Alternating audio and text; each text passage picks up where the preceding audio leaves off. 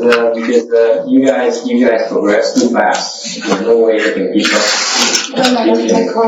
You tend to outgrow your teacher very quickly. At the rate you go, probably a few months you'll outgrow me. That kind of thing. I don't think so, man. Okay, so you don't need to stand up. This is an afternoon lecture. There's no need. Okay. Okay, now,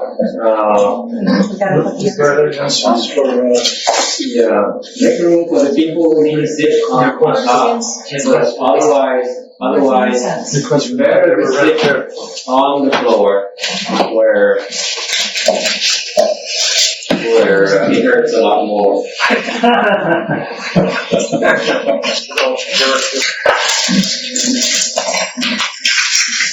What's yours? Yeah, stay with it. 2 for 1, 3 for 2. Good. Oh, no.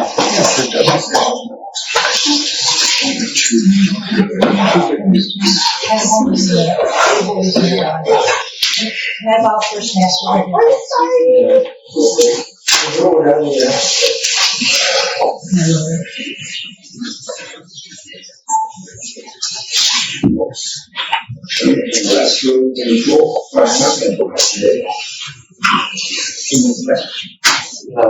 You used to have the stand. Yeah? Oh, yeah. Yeah, you used to have the stand. You see my rules. Thank you. Oh, I had no room here.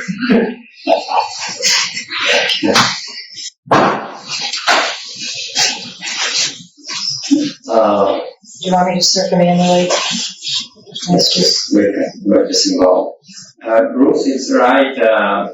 Underneath the table, there's some cover. The music stands. Never mind. That's fine. 1, 2, 3 times. 3. Well, then, 17 off here. 35, 10.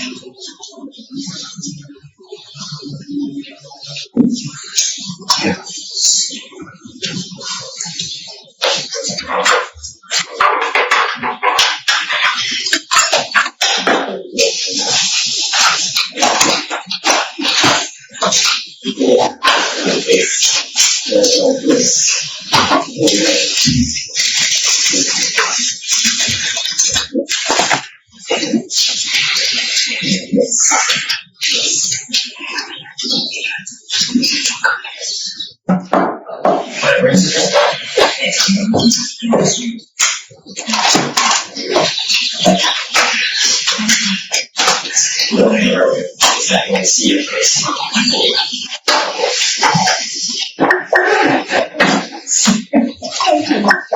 It's so wonderful.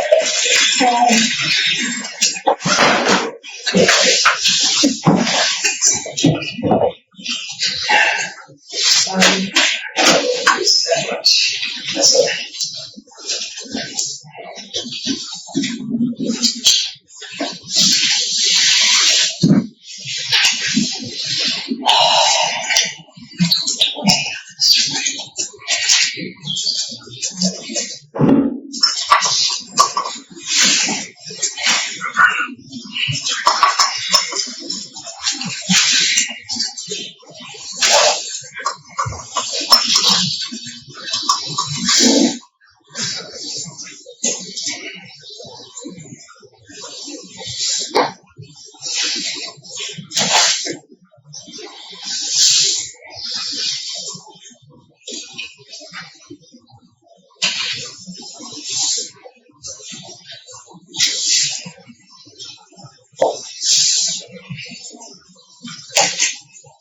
Will the sun with great virtue, out of compassion, for the sake of of this assembly and all living beings, please turn the wonderful Dharma wheel to teach us how to leave suffering, attain bliss and birth and death, and quickly realize non-birth.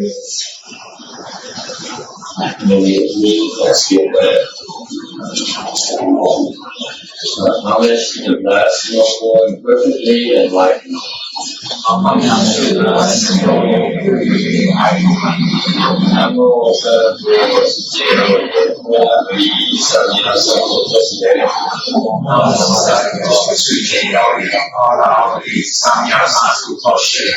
Namo Tagata Toya Jaka Arahade Tami Namo Datoa.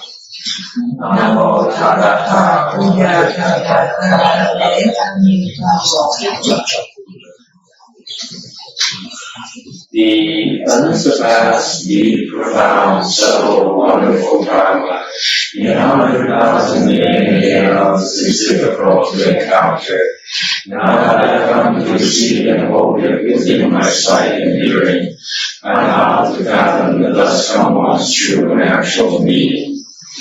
All Buddhas and Bodhisattvas, Great Master Shenhua, all Buddha advisors, and so forth. Welcome to our new location for the Medicine Master Sutra lecture.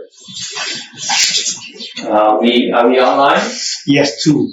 Two and Jack and Phil. Jack and Phil. Okay. Welcome.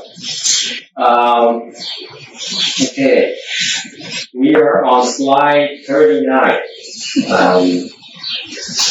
On this Medicine Master Sutra. We were talking about the 6 requirements that put the seal that certifies that this is the Dharma that's proper. This is Mahayana Dharma seal. Okay. So the one requirement we have is the time. When you have all these 6 requirements, then the sutra is considered to be the Mahayana text. This is a proper teaching from the Buddha. So the 6 requirements are quickly. Number 1, I'm on slide number 35, faith. The first requirement is faith. Number 2 is hearing. Number 3 is time. Number 4 is speaker. Number 5 is place. Number 6 is audience. We talked about faith already and the hearing. Now we on number 3. Okay. It's funny how you have to realize that in order to really understand Mahayana, you have to start with first faith. You can find this theme throughout all Mahayana teachings. Without faith, you cannot possibly comprehend the Buddha's teaching. Okay? And number 2, the hearing is because this is a sage. Venerable Ananda is the sage who heard himself. He's a bodhisattva. Actually, he manifests himself as a aha. When the Buddha was alive, he was only a first and second stage aha. And actually, deep down, he's truly a bodhisattva, not manifesting as an aha.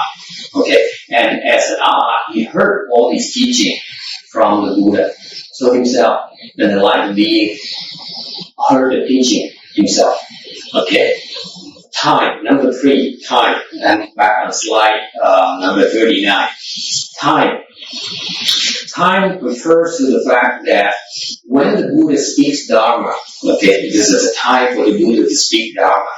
And therefore, that time is when he finds it's most appropriate to speak Dharma. most appropriate to relay the teaching, the particular teaching at that time. Okay. Usually, academically speaking, intellectually speaking, people want some kind of fixed, some kind of definite time, but actually, in Mahayana, it usually at one time because it refers to the fact that's that appropriate time. Only the Buddha knows. We have no business defining whether it's 8 a.m. or 9 p.m. and so on. It's irrelevant. The Buddha says, at very time when I speak Dharma, that's the best time. That's that time for that Dharma. Okay? So for us, it's unfixed. Actually, for the Buddhas, is at when it should be. Okay. And also, different time zones. We have Western calendars or lunar calendars. Or if you listen to the Earthflow Sutra, it's spoken in the heavens, in the highest Tirsha heaven. Or you listen to the Avatamsaka Sutra, it's spoken in different places. Sometimes the Buddha goes to the heavens. Okay, sometimes he speaks down here, and so on. So when is time we can trust that the Buddha will speak the Dharma for our benefit. Okay, that's ideal for us to understand it. The speaker, the Bhagavan is the. Oh, I'm skipping Vietnamese today. You don't realize how funny it is because today, Danny is not here because his sister is getting married, so it's a happy day for them today. So he's supposed to come and pick up the Vietnamese nun at the temple that he does every Saturday. Okay. So I said no, so he offered to go and pick her up this Saturday morning and then they could drop her off in the afternoon. I said, no. Why don't I go and pick her up? It doesn't matter to me. So I could go and pick her up. So I was planning on going to pick her up, and then they just called up, call Danny up, and she said she won't be available.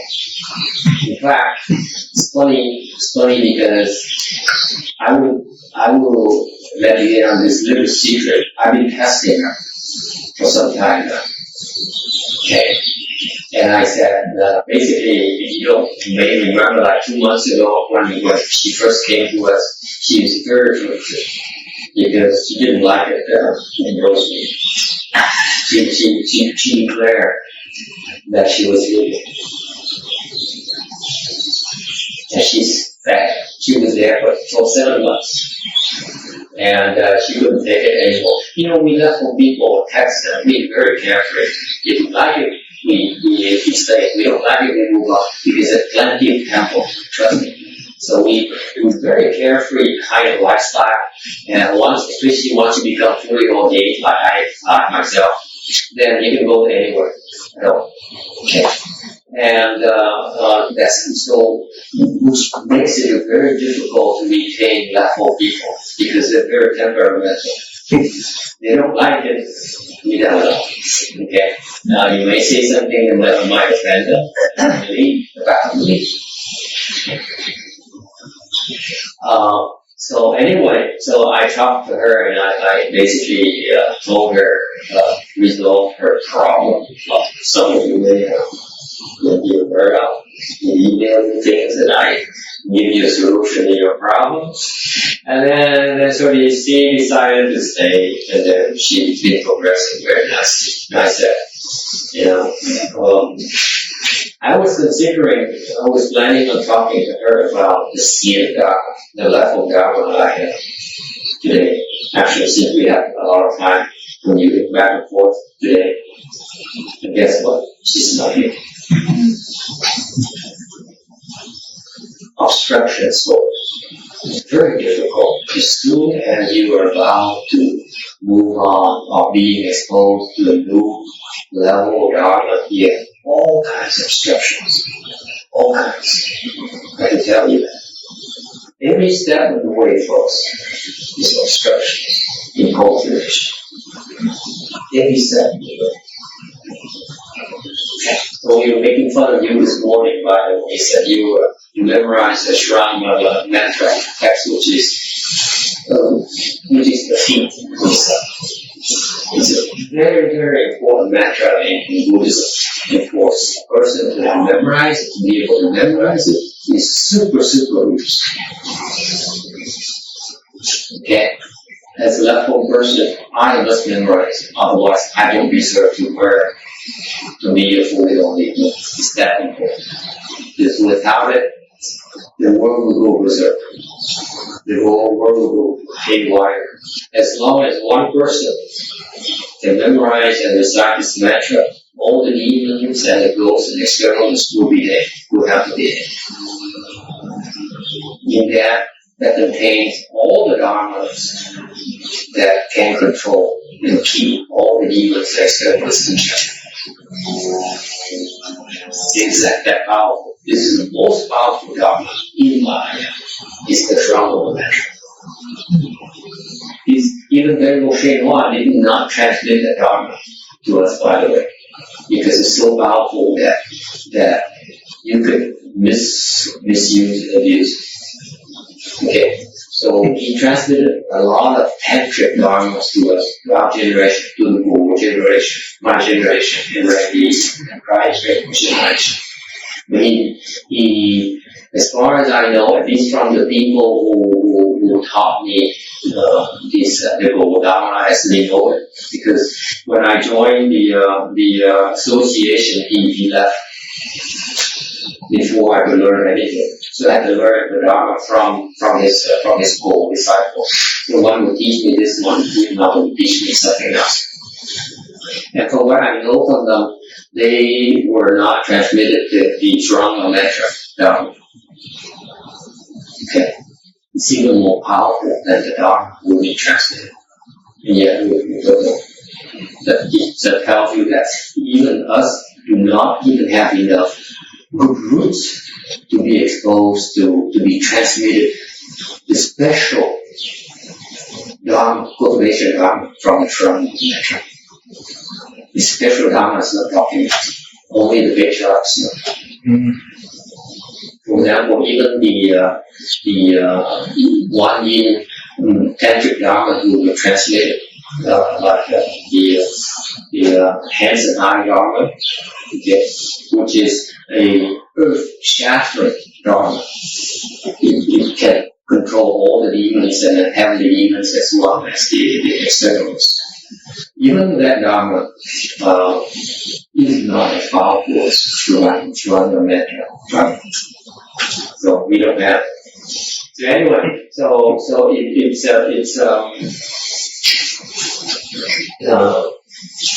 to be exposed to the Dharma, okay, means that you have to overcome a lot of obstructions. Many obstructions. Folks. So it's not that easy. Okay. I was saying earlier this morning that every time you reach a new level, you have new wave of obstructions coming close. They do not stop. Okay? So it's no time to rest in your laurels. They come with great fury, unseasoned. Okay? So, anyway. The speaker, Bhagavan is Sanskrit that has a few meanings. It has comfortable or self-mastery, has no affliction. Okay. The translation is sometimes even older translation, so they don't use proper terminology nowadays as compared to what we have today. But comfortable, meaning that refers to the fact that this being here has no afflictions. Okay, even though things are not the way they should be, things are not the way as expected, it has no affliction whatsoever. Renowned because of the perfection of the merit and virtues. Okay, cultivation is Mahayana cultivation involves the perfection of merit and virtues. Okay. And because he perfected all that, he has all knowing, all knowledge. There's nothing in himself, no. Okay, you ask him a question, hoping for an answer. He has an answer for your problem. Okay, including your sicknesses. Okay, you're sick because you died, and he came to our world to help us resolve that problem. Okay? There's nothing in Mahayana, there's nothing that the Buddha cannot fix. Nothing. I don't know the Buddha state. I can tell you a master state. I can't think of anything, any disease that Master Shenhua cannot cure himself. There is no Buddha. Nothing. Nothing you can cure. You read Master Shenhua's teachings and texts, you keep on hearing the fact that people are sick with this and that, and then they come to Master Shenhua, hit him or tap him on the shoulder or rub his head, and maybe just like in his younger days. So you should have met him, then he says, shh. Right. Yeah. But we never have this kind of blessings. So we never didn't have the blessings to meet him when he was alive. Or when he was younger. When he got older, though, he changed his ways. He got older, he didn't do that anymore. That's all. Before, when his younger days, he created a lot of affinities with people and made a big name for himself because he has tremendous healing power. Because Mahayana, like through this Mr. Master Buddha Dharma here, there isn't a thing that it cannot be. It's that powerful. Okay. And Master Shenhua, when he was younger, he was healing people left and right. Okay. And when he got older, then he stopped doing that. Then he started teaching people how to heal themselves.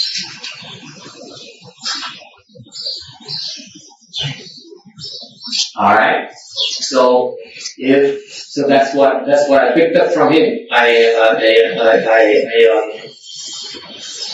I understood from his message is that if you heal people, then they take it for granted. They say, is that easy, huh? All I have to do is go and kiss up to him and he heals me and I go back to my old ways and keep on doing the things I did wrong. So they don't change. Right? See, the thing in Mahayana, when you give, you're supposed to speak down. You know that? See, when people come to me and say, I meet people out there on the street and say, you help me have some change. I don't give change unless I can speak down to them. So I don't give change because no one wants to listen. Okay? So, the same thing. I'm suggesting to you that you need to learn to give down when you give people things.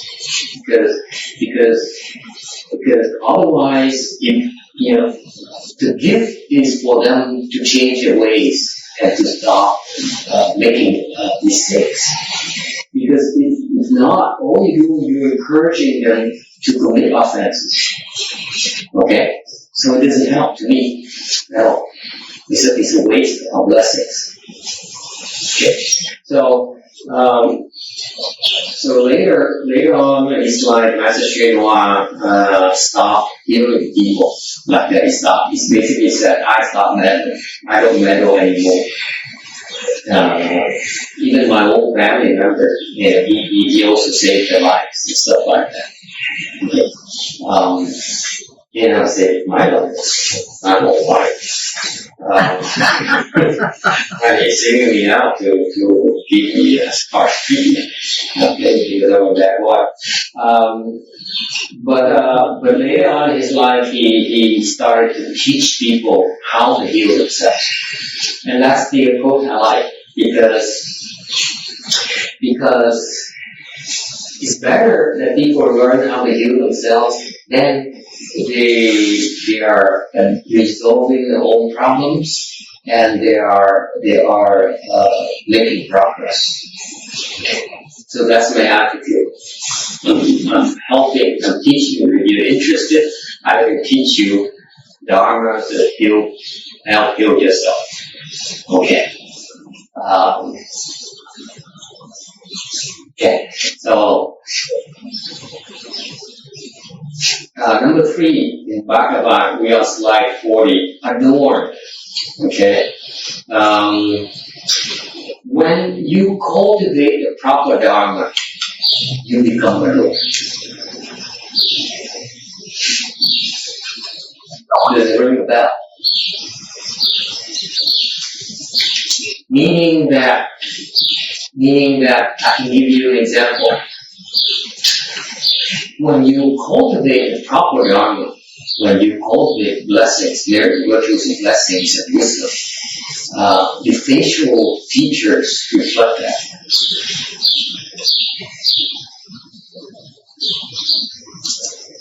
Okay? So, for example, a monk at URBA, very well-known monk, I don't want to use his name. You look at his face, it's like a triangle, like this. Okay? Like that. Triangle like that. Okay? That means that he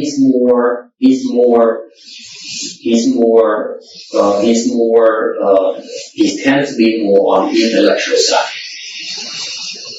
Okay, the brain side. Okay.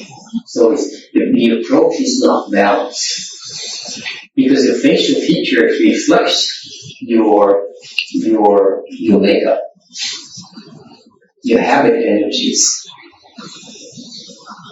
Okay, the ahas, you look at the face of aha, like melt, that's your face. You tend to be intellectual, so you bigger on top and lower at the bottom. Okay, and that means you tend to be also like a smart aleck type of coach. He's old enough to be my father, so it's okay to make fun of him. Okay, so it shows when the facially speaking, it shows your tendencies. The Buddha, when you become a Buddha, okay, you are full with 32 hallmarks of a great man. Okay, that's considered to be the perfect features that anyone can have. So the Buddha has it. Venerable Ananda has it. The great Bodhisattvas have it. Okay? So this because it's based on proper practices, proper principles. Okay, not medium ones. So far so good. It shows, folks, even in us in our profession, before you leave the home life, the master used to take a look at you and say, look at your facial features, basically. And say, okay, he looks good. Let's make him a monk right now. Okay. That's how it works. And last week, a lady who came to our lecture, for our Sutra lecture for the second time, in 2 months, she came to me after the lecture. She asked me, I'm considering doing it myself, but what do you think about plastic surgery? I said, not to answer you directly, I don't think any would. And I said, I tell you why. See this mole here in my face? This is a tendency for me to be a glutton. Okay, this is my makeup. Okay, food is my weakness. Can you imagine? Wouldn't it be nicer for me to go to plastic surgery and then remove it? It doesn't cost that much. And I don't mean, I don't have to worry about a glutton anymore. But then I said, the problem with that is that once I remove them, then, you know what happens? Every time that I look like myself in the mirror in the morning and go like this, I don't see it anymore. So I don't have to work on it anymore. Cheesecake. Cheesecake. Cheesecake. See, people see this as a problem. I see it as an opportunity to fix my problem. Okay? Anyway, all these are reflections of our habit energies, our flaws, our weaknesses. Okay? Resplendent. When you have wisdom, number 4, when you have wisdom, your wisdom light shines. That's why it's resplendent. You know that not only the wisdom light, but actually when we talk about wisdom light, you actually are helping others clear their heads. You know that? When you hear someone who has Kung Fu, who has wisdom, you feel better by yourself. You can see clear. You know, I don't mean to boast about myself, but it's funny how Danny came to help me install the printers, the desktop. We have a desktop that broke last year, and then finally Danny offered to come and fix it. So he got a new hard drive and so on. So he came here to install the network printer and so on. And then he said, it's funny. I don't know about you guys. He had to go to my room, the first door on the right. And then there's a desktop right behind me, behind the chimney, the fireplace. And he said, that's funny how your house, this place here, is so calm, so nice. I like being here. But your room is better than outside. I said, oh, really? Really? So I said, wait a minute. I've been living here for several years now. How come I don't even know that? and I found it, come same with me. You're right. I like the room better than the outside. So I said, you know what? He said, what? Tell me. What's the recipe? What's the formula that bottle and make money off? I said, because in my room I have Buddha statues. Even behind the closets. Like shut the doors, that isn't all bottom brother, his guest. See, Buddhist things. But behind my closets, behind the doors, are the statues. Okay. These statues are very special. They when you draw near these beings, the wisdom light shines on them and helps you. Not only that, but Danny said that, you came to my house. My house is kind of messy. It's a mess. It's like a marketplace. But when I'm near you, I can concentrate better and my head is clear. I said, no, you probably near the Buddha statue. No, yeah. So actually, when you have Kung Fu, the people who come near you, they benefit from your splendor, your wisdom light flows. Okay? All of you. That's why I'm very proud of the fact that even though I'm teaching you how to be low-key, but wherever you go, you actually are helping a lot of people calming down. You know that? People are much calmer around you. Isn't that a fact? Yes or no? Yes. Well, like Linda, people get excited when they're around her, but that's different. I share with you what happened to me on Thursday. Okay, yeah, sure. Share with us. I talked about chaos. Father Ford had to have laser surgery on one of his eyes, so I took him to St. Mary's Hospital for the surgery. Yeah. And I was left out in the waiting room. Mm-hmm. The waiting room was more people in it than that are in this room right now. Mm-hmm. Every single person in that room was on a cell phone except me. Mm-hmm. That's why. It was the most chaotic room I had ever been in. Yeah. Ever that I can remember. Mm-hmm. So, I didn't call anybody. And I'm sitting there reading Guan Yin's sound books. yeah. And I'm listening to all of this sound, external sound that's going on around me. Very disturbing. Yes. Very disturbing. Were you disturbed? Yes. Okay, that's what you should have not allowed to happen. Yeah. Okay, because you made it worse for me. The opposite works. This also applies because when you're not calm, you're exciting others. If they weren't calling someone, someone was calling them. The phones were ringing, the people were... But if you calm yourself down, they eventually calm down. Well, if you can't, you get out of there.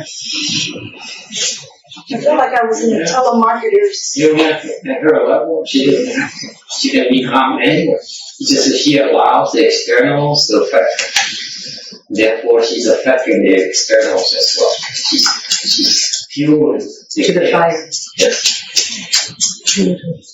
What could I have done? Just calm down. Well, I needed to calm down. You needed to calm down. And Ignore then people would naturally calm down. You walk into the room right now, you're excited, the whole room gets excited. You calm down, the whole room gets calmed down.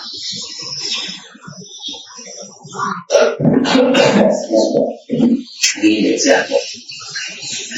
Some time ago, I didn't realize it, okay, because years ago, I was cultivating before I started teaching, okay, and I didn't know what I was doing, so I tend to impose myself on a lot of people. So that's my confession, okay? Don't hold it against me too much. Anyway, so once we were driving, my brother and myself were driving that white van from here to the city of 10,000 Buddhists. Okay? Now, before I was a recluse, I was a hermit, I never bothered contacting people. I don't care to talk to people. I go to the supermarket, buy something, I heard about, I don't talk to people. I was very aggressive and anti-social. And when we got started, this is to attend the Buddha, Venerable Shenhua's anniversary celebration. I used to go to see 10,000 Buddhists to show my support for them. And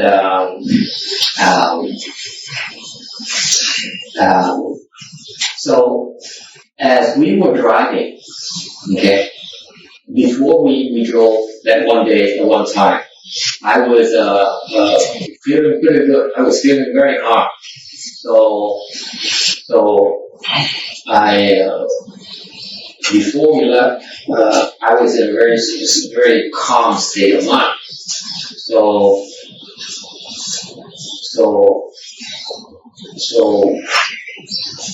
on the trip, we were driving, we took Freeway 5 and got the desert. Okay. And for about 3 hours, we drove the vehicle 3 to 4 hours, first 3 to 4 hours. This is around 5 to 6 o'clock at night when we started. Okay, so from 5 to 9 o'clock, 8, 9 o'clock at night, we were driving, we were feeling good, everything's so calm and peaceful. And then all of a sudden, Viet said something. He said, it's funny how people are driving so courteously, so slowly, on Freeway 5. Usually, when I was driving Freeway 5, people would come up and pull up way real close behind you and go like that. You know what I'm talking about? That's what people do on Freeway 5. He said, does it happen to you? That's what I used to do myself. So I know what. Okay? We know what we're talking about. Zane. So 235 has 2 lanes. So usually I would pull up get real close to the guy. I'm about to kiss his butt. Then I would change lane and pass it. People used to do that all the time in 235. None of that for 3 or 4 hours. Not only in my direction, but in opposite direction as well. And I said, oops, I'm sorry. And I said, okay, I let go. You know what? They started driving like that immediately. I control for a few hours. You didn't realize my power. I didn't realize my power. I control the entire route from the city of 10,000 Buddha to this place. And solely because you were calm. Yes. I imposed myself, my will on all the drivers. Oh, we can do it that way. I didn't realize I was doing it. I said, okay, this is where I'm going to go. This is the path I'm going. Okay? And in my state, my calm state of mind, I said, this is my space. Everyone did it. Everyone was so peaceful and drive so happy. No one would be driving so slowly and with courtesy. But they were so happy. Everyone was so calm and peaceful.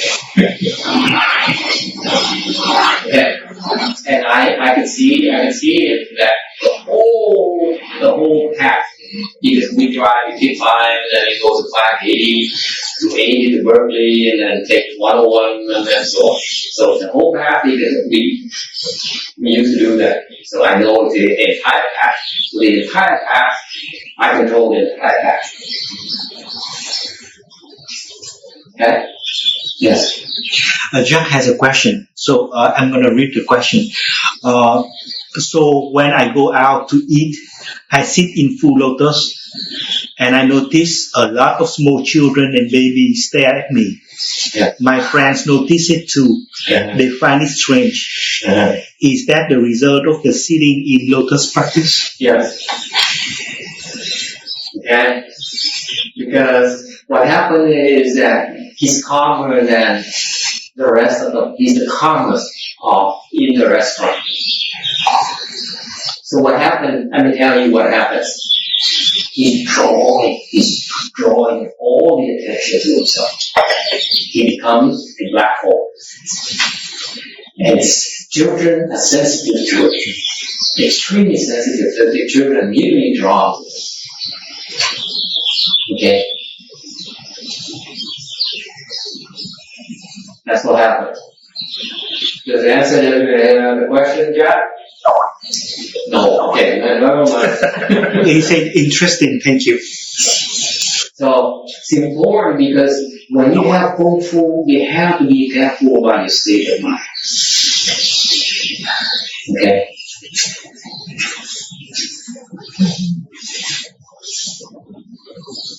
Cost me nothing to impose my will on the entire path. So that, what is it?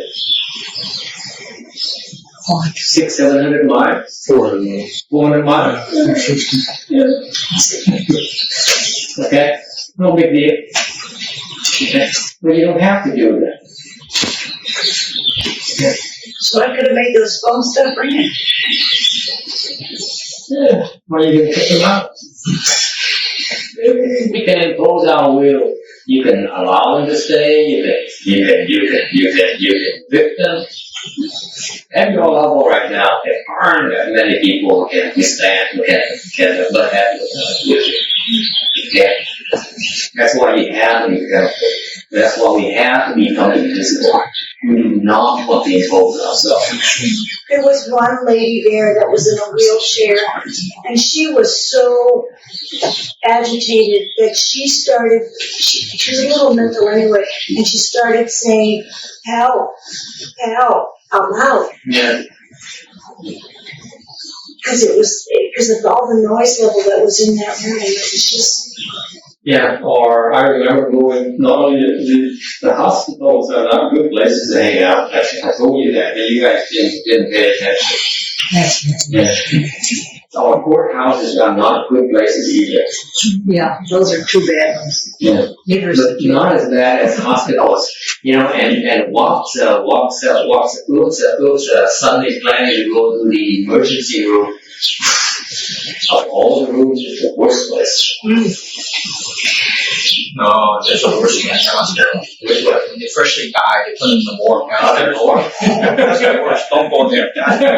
One time I went by accident. I was in the pharmacy buying some injectable drugs and took the wrong way down. And I got out of the elevator and I said, I'm the wrong place. I went back inside her. I didn't even look around. Just got up. Same with his name as that. But you have to realize that it takes time for energy to change. Okay? Because, listen, these places have a certain kind of energy. So you go there, you resonate with them. That's why you're not welcome. Okay? So they were We causing trouble for them. So we're fighting with them. That's why you need to respect the boundaries. You can't, in the places like, I am not allowed to go to certain places. Do not cause problems. Like what? Like bars? Hmm? Like bars? What? Bars? Salute. Well, Western bar. I am not allowed to hang around places that serve beer, that alcohol, Oh, that's a or alcohol, so that I'm not allowed to go. Because it's not, it causes problems. But when you do visit a hospital, if you have to visit a hospital, you just don't hang out. You just do your business and then you leave. Yeah, see, just like when you go to a noisy place, the noise is the noise. Oh, it's rude. Yeah, but the point is that when you have kung fu, the externals cannot affect you. It's you decide to do what to do about the externals, not the other way around. I thought it was maybe because I was reading the book and using my... See, you learn all these things, you learn how to use these things. Yeah. And you learn all these skills and making mistakes. Yeah, that's how you adjust. Because I sent Danny an email. I said, this is the time to spend with your family, your relatives this weekend. So, good time to show your faith, your kindness, and respect. Because his kung fu is pretty high nowadays. And I say I'm very pleased with your progress, because I thought it might take you 2 years. With only, he's been with me like less than a year and a half. How? Now he's becoming a man now. You notice the change in Danny? Yes. Big changes. Anyone notice? Huh? Janice? Big changes. He's a different man now. He's a man now. Before he's a wimp.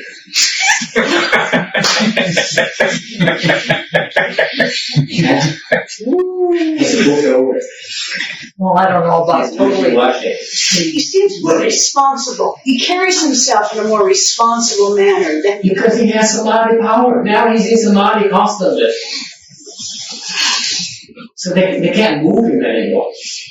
The externals don't move him anymore. It was almost like a little boy. Yeah, before he wasn't sure. I don't know what to do. Is he for you? Is he trying to take advantage of me? Should I trust him? He's more wishy-washy before. Yeah, very wishy-washy. Like a wash rag. Couldn't make up his mind. But he's very skeptical. Left or right. Danny used to be so skeptical. He is. With everything. Everyone. Really? Yeah. Everyone. Because people take advantage of him. Look at him, be underestimated. Yeah. Below. Anyway, he's a different man now. He's a man now. They said, really? People are still following me left and right. I laugh and I said, it takes years before you know to use all these skills. It takes a long time. Okay? But what you have, the samadhi power is the basis of all these changes. Okay? And eventually you learn how to use it. So, just like people going to the hospital waiting room and get afflicted. I have a question Yeah, about that imposing. You shouldn't impose your calmness on other people, yeah. but people request that out of you. So you just stay out. He's perfectly happy being agitated before he came. Oh, Yeah. just leave them alone. Yeah, that's the thing. I want you to impose. So basically you're saying that I know to be calm is better. Of course it is. Who asked you? I'm happy being uncalm. Crazy. I'm happy being agitated. Am I more sensitive now than before? Is that why? To what? Well, because I mean, it's like, I don't ever remember being that way before. I mean, I went to hospital rooms and would see Bruce and stuff and things like that, and just, Before you were like happy-go-lucky. It didn't Yeah. matter as long as people like you, then you're happy. Now you don't give a damn. No, she still wants them to like her. Yeah, people don't like her if they don't like her as much, it doesn't afflict her as much anymore. That's true. Last year, I said, why do you like me? That's special. I said that. Whatever you want to think, Linda. I did. Oh my. Okay. He's just like going around looking for approval. Oh, well, I've done that all my life. Oh well. It's ugly. But I don't care if you like me. Just approve of me. Now, approval is only a mild form of life. I'm Anyway, very conscious of offenses. I always have been. yeah. I don't want to offend you. You and Josefa, Josefa is the worst example of that. That's why I looked at you and said, you're not that much different from Josefa. Josefa is the worst. She do anything to get you to like her, No, I gotta to stop. present her best face forward. It's a sickness. It's a sickness. So you're willing to distort whatever it takes just for that approval, for that liking. So for her it's liking, for yours you do approval. So you between approval and liking, you're not that far from liking. And it's a very heavy attachment, which makes it very difficult to cultivate. Josefa's family got rid of her and sent her away to school when she was 15 and never let her come back. Yeah. No, she finished the school and got married and stayed out in her home again At 15? at 15. That would make you the type of person, either you'd be rotten or trying to get approval. Well, my family, my whole family never likes me. None of them like me, so they test me out. Doesn't make me. But now they're a place to send you. Does that mean that I have to be rude It's just a natural progression. That's exactly, Linda, that's what your biggest problem was. Oh, I know that before, yeah. The biggest problem in your cultivation, biggest obstruction is that. Because unless you are willing to let go of that, you can't progress to where you are. You can't. You know that. You number 3 in line, my dear. And that, you number 3, you achieve the third worst in my assessment. You're smart. Okay? And you put value on people liking you, approving you. Who cares? Your realm, your status, your samadhi power is much higher than any of them can give you an approval, a stamp or approval. What do we need them for? No? What for? I don't need your approval. I need your approval. Let me tell you that. Okay, careless. Well, it doesn't hurt. Yes, that's nice, Nancy. It's very nice. Yeah, I didn't want to offend you too much. But the point is that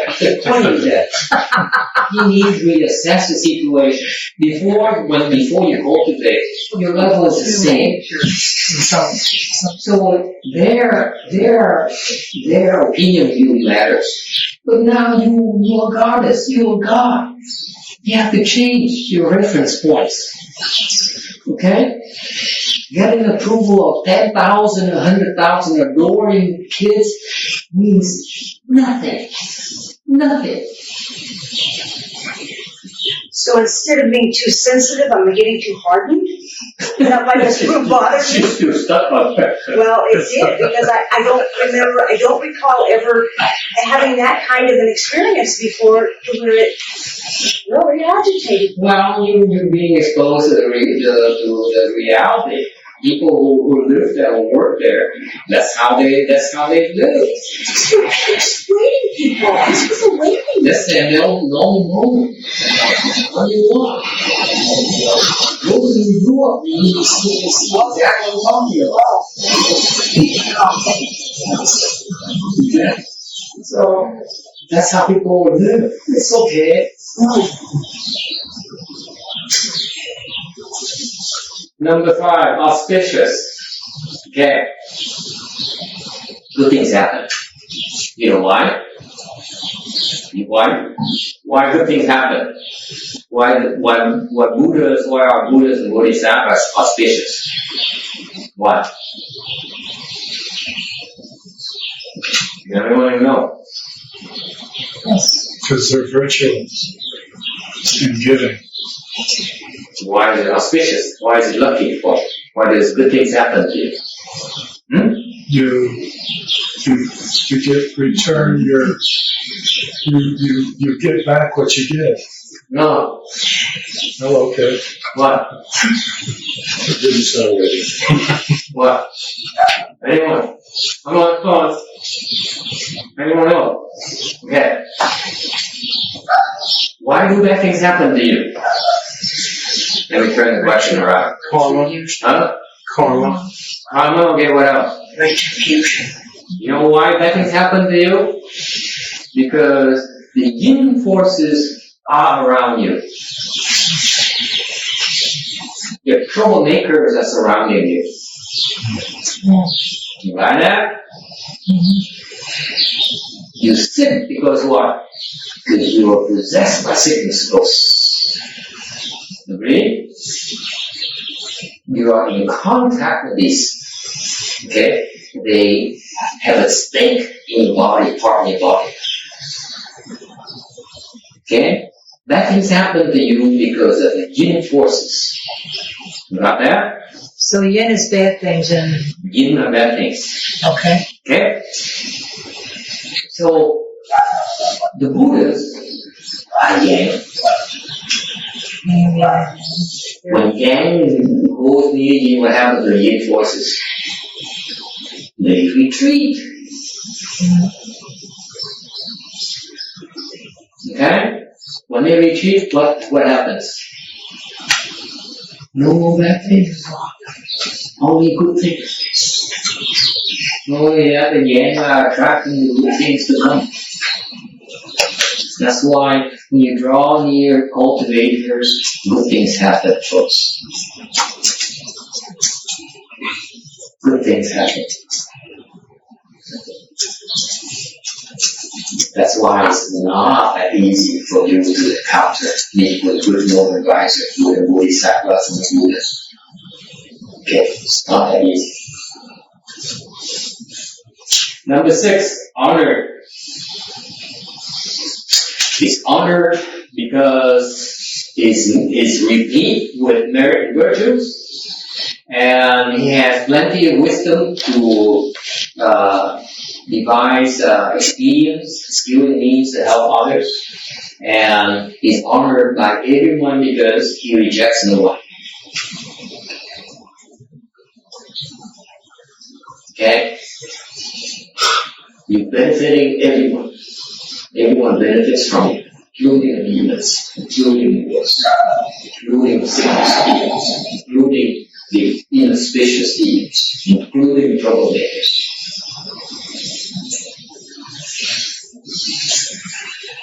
All right.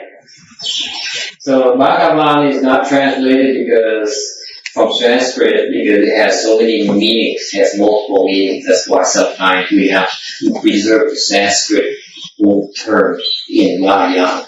Answer number 2. Yes. Nothing he does not know. Very good. Yeah. Yeah, word missing. Nothing. Kind of like it is. Or it's in Indian. Of course. German maybe. Okay. It's part of the charm. Next slide, 41. The location.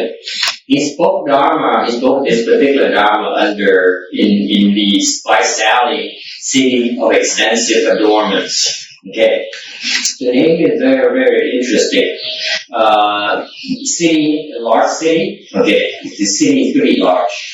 And extensive, meaning that they have lots of blessings, they have abundance, they're very wealthy, they have lots of material things.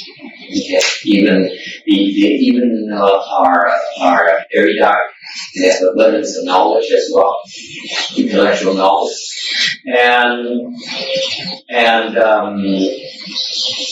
the buildings are numerous and adored. All right, so that's a particular city, the bigger picture. In particular, he's speaking under the music tree. Okay, music tree is where the birds, the best musical birds in the world, called the Kalabinka bird, sings in the woods. And in particular, this also so these birds make terrific music, the best music. Make heavenly music, actually. And then when the soft wind blows, the tree also makes music. Okay? So that's where he spoke Dharma. Questions? Visalia, isn't there a Visalia in Clark, California? Yeah. Really? Up north. But Visalia is Spanish, I think. But Visalia is Sanskrit, yes. Spanish. Okay. Okay, slide 42. He spoke to an assembly of bhikshus. Okay? Bhikshus are the Sanskrit bhikshus, the leftfold people. So basically, bhikshus carry 3 meanings: American, frighten the demons, and destroy evil. That's what bhikshus do. First of all, they are Americans. They beg. They beg food to nourish the body. They beg food from you low-level people to nourish the body. Okay? That's low level. It's funny how the nuns this morning tend to look down on the lay people because you are lower class. And so I don't know how you can look down on people when you break food from. That surprises me. Okay. So for some reason, some of them seem to think that the lay people are low class. That we should get orderly around that. They did a good job. But on top of both of them, they're begging for Dharma from their teachers, from the Buddhas and the Bodhisattvas. Okay? They need Dharma to nourish their wisdom life, the wisdom body. So one is physical body, you need to beg from lay people to nourish the body. Okay? And then they also on top they beg from the teachers, the Bodhisattvas and the Buddhas to nourish the wisdom body, the wisdom life. Okay? And basically they are begging, these professional beggars is because they are to serve as field of blessings. What does it mean? That they have a lot of blessings. They have tremendous amount of blessings.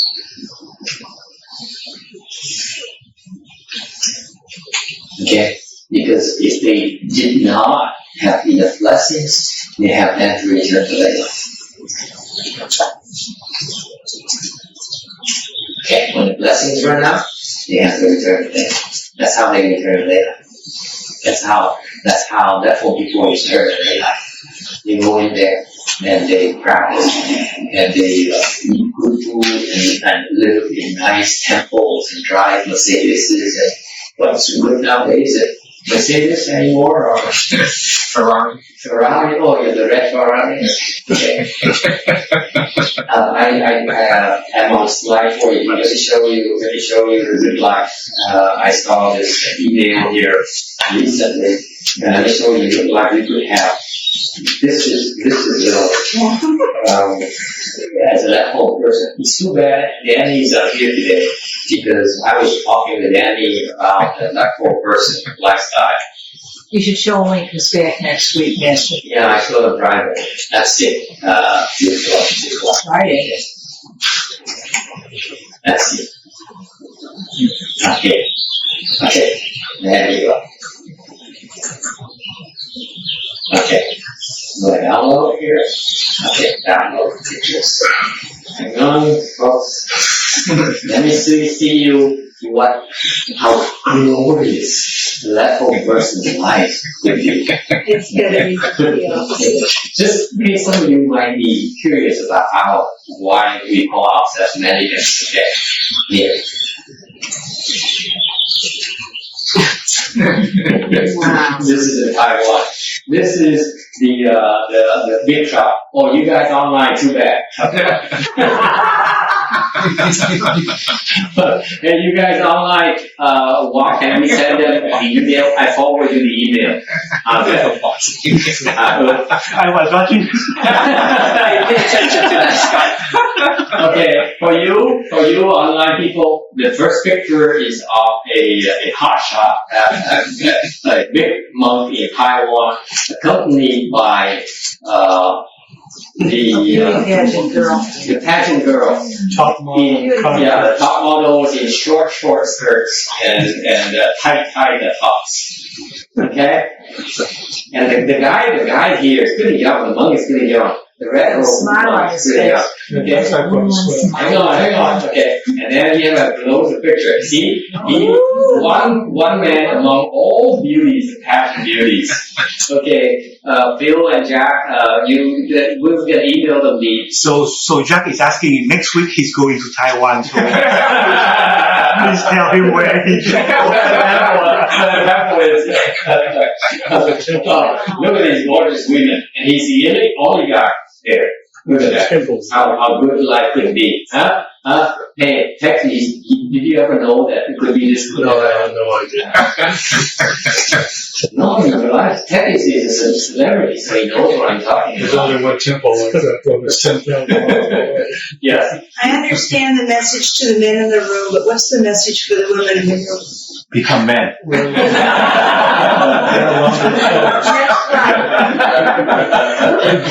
Jack was saying that he doesn't care about the girls, but what tempo is that?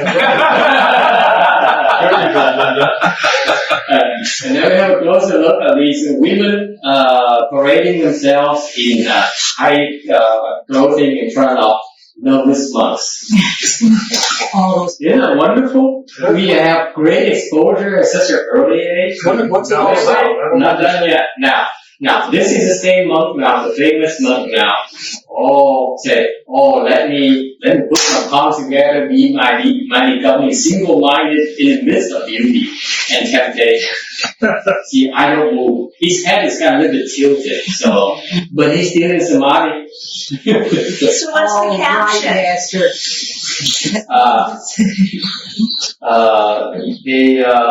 The Sanghams are being trained about around more. Anatomy. I think this guy here is teaching them how to bow to the That's true. Oh, man, that's good. Yeah, Nancy, you're just making it up because you don't know what it says. and then see, this only happens in Taiwan. China, Trung Quốc, China. China, okay, it's even better in China. Okay, China here, okay, the monks are being trained in the military things. Monks have their list. So, if you push them to shove, they may have to kill. Only in China and Taiwan. Đài Loan is China. Yeah. Is it Thai? No, I think Đài Loan is this is Taiwan. Trung Quốc is Trung Quốc thầy chùa. No, depending on the person who No, uses this word. look at these buildings. These buildings are way too rich for China. Yeah. This is Taiwan. Yeah, but the Taiwanese building is too cultural. Taiwanese. Never mind. Taiwanese building is more colorful. They like to show, so it's more colorful. It's not as great. No, that's a Taoist temple, not the Taiwanese. Because I haven't seen this type of background and the mountain range is hard to see from Maybe you're right. Maybe China. Yeah, because Taiwan, same thing. Taiwan, because this military is for communist. China. Yeah, okay, you're right. Okay. It's okay. You're outnumbered, Nate. You got. no big deal, don't get afflicted. Back to the girls. So important. Look at this book. Look at this. These beautiful pictures. You see, we never stop learning. That's my caption. The monk trying to learn how to shoot a submachine gun. Oh, God. That's awful. Okay? Isn't it cool? Wow. We never stop learning. Just practice your bird. Look at this guy. And he's doing a good job. Look at total concentration. Enter samadhi to shoot. I know, his teacher is very happy. And then they play soccer. And then they spectate the soccer game. No, the big shooting. Supporting the Yeah, the big shooting. Yeah. Oh, yeah, she reads the Vietnamese. Girls at the ropes. Ask her, she was So like, the big shooties are watching the soccer game. Oh my God. Now, look at this. oh, brother, now I've seen it all. I'm moving to mainland China, let me tell you. Hurry up. I don't have a whole lot of time left for you. We are living now for change. Look at this. So, monk playing a video game here. On a motorcycle. Okay, motorcycle. He's at McDonald's. Oh, brother. Okay? Yeah, I can do that for you here. Yeah. You don't need to go there for that. And then, look at that. He's eating a Big Mac. Is he really? That is good, man. Look at this. I can't tell which make this is. Look at he's got his feeds on Does it have like a Mercedes? A Lexus. No, it's not a Mercedes. It's Leather not. seat. Lexus? Leather seats. Okay. So this guy is playing a card game. But I'm sure she's a passenger on the train. Sure. The dealer from Vegas. Okay, wait. This is the best. This is my favorite. Oh, Maybe it's a woman. Maybe it's a sister. Oh, the mother. Yeah, Look at that. that isn't his mother. Yeah, she's too young to I don't hold your mother's hand doing anything. not at that age. Now you know why. Now you know why they're not willing to return the Tibet to the Dalai Lama. Yeah. That's not the Dalai Lama, is it, Mister? No, that's It's Tibetan. It's Dalai Lama's here. It's the Tibetan monk? yeah, based on the clothes. Yeah, the condom shoes and the shoes. All right, give him the benefit of the doubt. If he had a life before becoming a left-wing person, it could very well be his daughter. You can just send it to Jack directly. If you look younger than He didn't look old. Yeah, Jack, I think so. They don't. He didn't see his front. First full of shoes. you look Oh, they had already came from San Jose, Master. I see that from the realtor. Oh well, so now you see the lifestyle of monks, okay, of mendicants. We do have options, folks. We do have options. Oh, God. So they feel blessings, believe it or not. Okay, not too loud, okay? Not too loud. Okay, number 2, the frightened demons. Okay? Because they maintain a proper upright deportment, and the cultivation of proper dharma is yang, produces yang energy, which frightens demons. Demons again are yin energy. Okay? What is proper energy? Proper is when you cultivate the proper dharma, the non-deviant dharma. Okay, this is important. I need to point it out to you because the more Kung Fu you increase, the more your Kung Fu increases, the more you will make the demons uncomfortable when you hear. Okay, so personally, when I sit with the demons, some of the demons who possess other people, after a while they begin to shake, begin to fear. The people begin to shake. Or the demons. Both. Both? They become fearful. Does it also increase the chance of attack later? Because Yeah, of course. The attack is nothing they can do, so they get frightened. You think they can sit next to you and do nothing? Of course they attack you first. Okay, number 3, destroy evil. What evil are we destroying?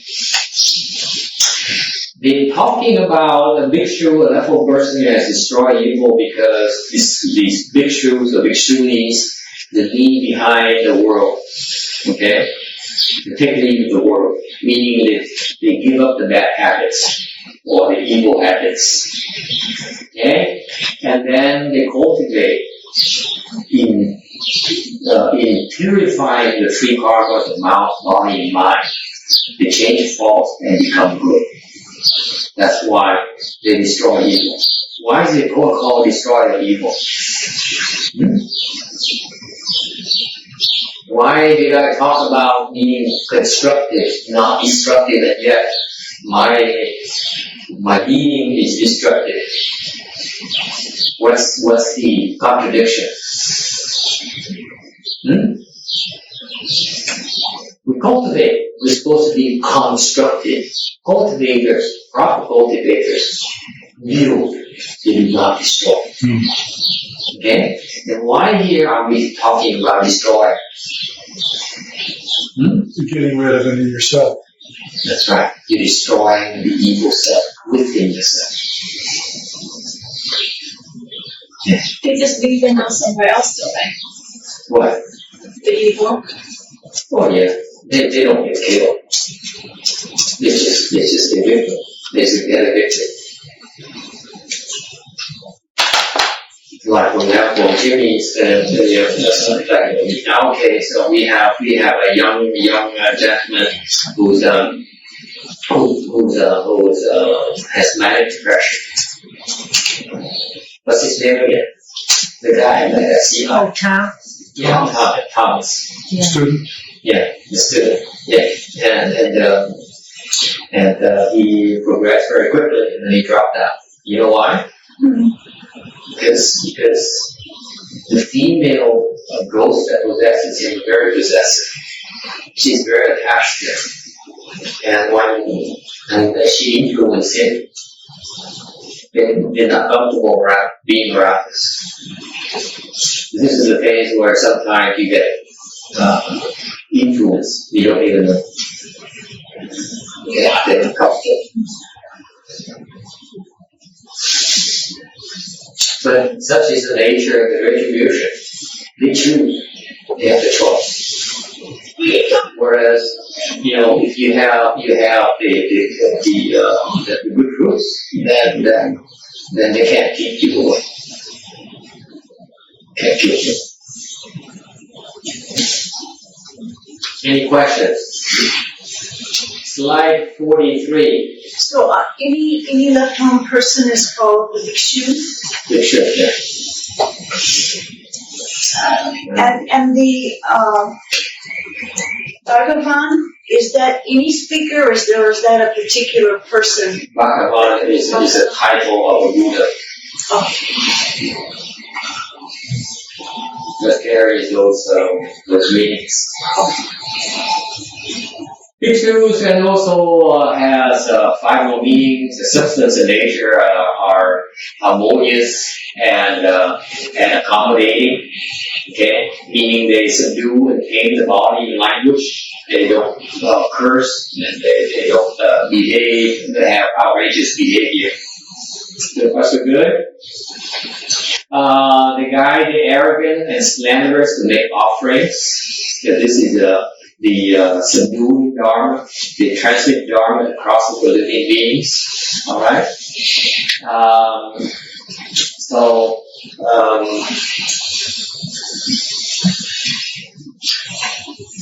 Number 3, reputation far-reaching, not because they try to impress people. Your reputation is far-reaching because you do good and because you're virtuous. Okay? It's not like they go around and making plans to build up their reputation or increase the following. They simply focus on purifying the 3 karmas. Master Hsuan Hua, for example, when he first started teaching in this country here, for a long, long time, no one paid attention to him. Okay, so they quietly cultivated his disciples, made progress, and so on. And then eventually people will hear about it. Not because by design, it's because eventually word spread around of his virtues. Because what he transmitted is an outstanding cultivation dharma. It's never available before anywhere. Not in China, not in Taiwan, not in the US, not anywhere. So he did us big favors, a great favor by transmitting his dharma. That's why we are cultivating, we the global disciples cultivate his dharma. Okay, and he put the standards so high up there that anyone else has to emulate it. Everyone. You know that? That's why the Buddha disciples like Randy and Brian Green, arrogant, because they look up, they say, see, my master, standard is so high up there. Where do you go? Really? That's the global generation's attitude. They have an arrogance problem because they didn't go to the best. Therefore, the standard is so high that no one else can measure up to it. No one. Frankly, no one that I know of yet. Okay? Number 4. What are the 3 karmas? Body, mind, and mind. So what we're doing quietly is that since the Mo generation is so great, what about the Jin generation? What have you got to show for yourself, inherits? Huh? Have you got to show for yourself? Okay. See, Master Hsuan Hua transmitted the beautiful dharma for his pupils, the Go generation. Then the Go generation has a transmit their Dharma appropriate for the Jin generation. Alright? Each generation has to transmit their own Dharma that's appropriate for the times. The Jin Dharma is no longer Master Shenhua's stuff. You got that? Okay? So the pressure is up for Master Shenhua's disciples to transmit their own dharmas.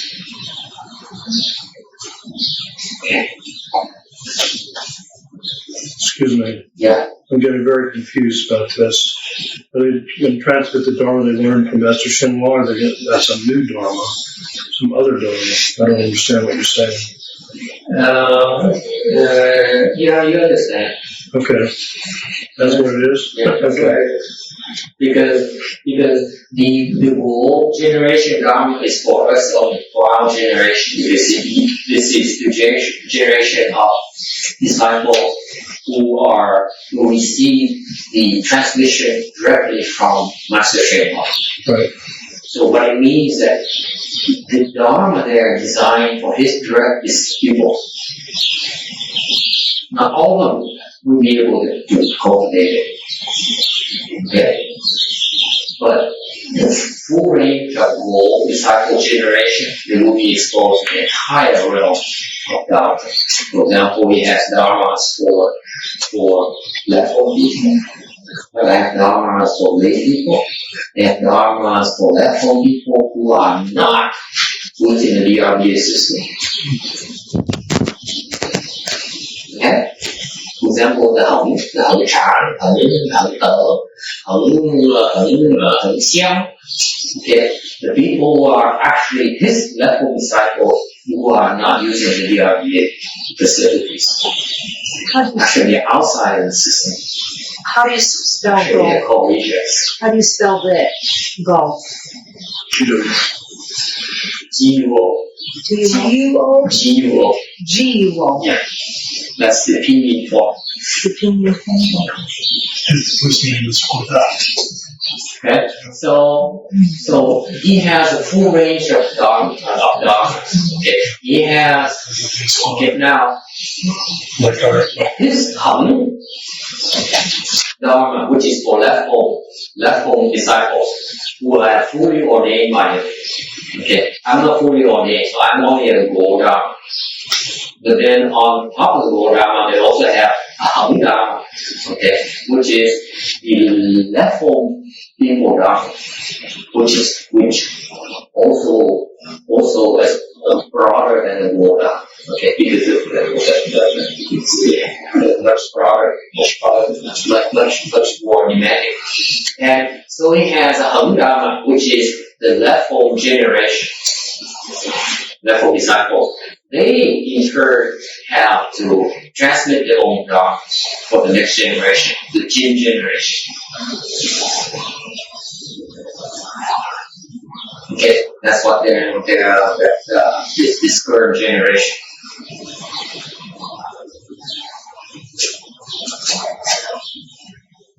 Alright, so what is their dharma right now? The dharma right now, I'm not sure. Dharma right now is apparently all 200 left-home people are teachers. So you can have 200 different teachers. You go and ask questions if you have problems. That's why I used to tell Danny, I said, you have 200 different teachers. Go and ask them your questions. They say, oh yeah, that's nice. That's why he used to be so wishy-washy. Yeah, that's nice. Oh, you like it? I'm so lucky.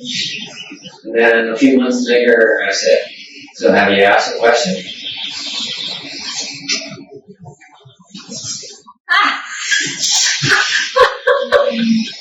It's just what he would do.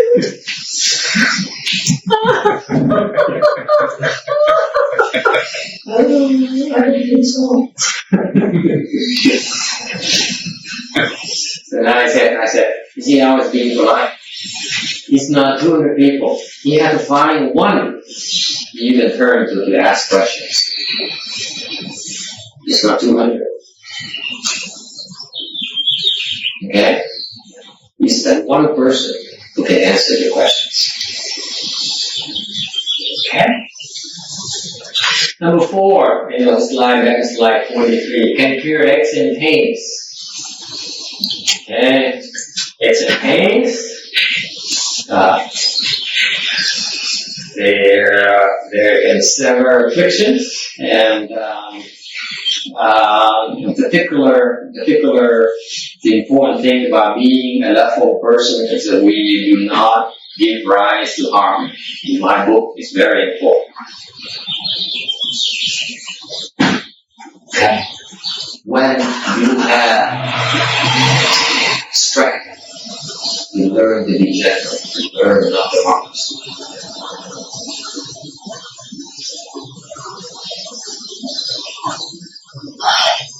And as long as you do that, you can have the chance to progress. Okay? Because if you abuse your strength, that's when you begin to fall. You begin to regress. Is this spiritual powers? Number 4? Number 4, spiritual powers as well as samadhi power and wisdom. But not anywhere near what Master Shinwa would teach you. Well, he taught the Dharma already. Now we have to cultivate. Master Shinwa took him his entire lifetime. He left home at a pretty young age. 13, right? Something like that. Yeah. And then he cultivated, with in-seclusion. Yeah. For years and years.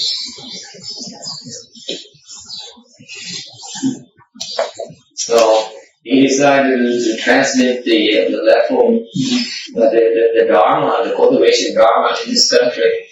For example, he transmitted the hands and eyes Dharma here in this country, not in China, you know that? He had many Chinese disciples in Hong Kong and mainland China. Never transmitted the Dharma, only in America first. Only to American disciples. Because the Dharma is here in this country. And you translated Duoc too. Yeah. Well, what was the part that you said that he wouldn't transmit the spiritual powers because of the misuse of it? No, that's the surrounding mantra. Okay. That's a different Dharma. It's very powerful. So this is not that. Well, no, it's not that. It's not. The problem with Rama mantra is that it's too powerful. It causes problems.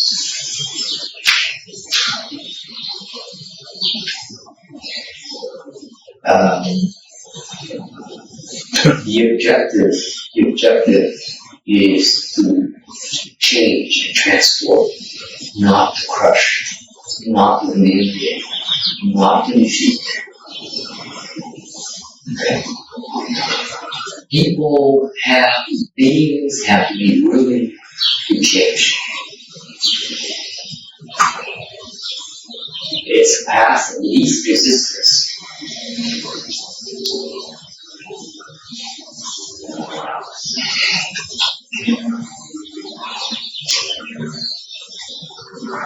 Number 5, not turn back on sunlight. The bhikshus are the seekers of wisdom. Even though bhikshus are planting the cause is to become ahashya, but actually our ultimate goal in cultivating leftful people's dharma is to accomplish the Buddhist wisdom. Okay? Questions? 44, slide number 44. Great bhikshus, great meaning, had 3 meanings, great meaning respected, okay, by the gods, kings, and great men. Great here, you deserve to be respected by the powerful people, by the opinion leaders, by the leaders of our societies. Okay, they call you as great because they decide they put a label on you as you are spirit, you are great. Okay, to show their respect. Number two, many. Great means that volume. You have a lot of knowledge of the scriptures. Okay. Number three, superior. Meaning that even among great, you're great among the great. Okay. You're superior among the superior people. Any questions? Number 45. Great bodhisattvas. Okay, bodhisattvas are light beings. They're themselves sentient beings, and they usually come disguised. Bodhisattvas do not go around proclaiming themselves to be bodhisattvas. You hear people proclaiming themselves to be superior teachers, to superior bodhisattvas. You know their forms, their things. The Mahayana great bodhisattva has to be from 8th round and higher.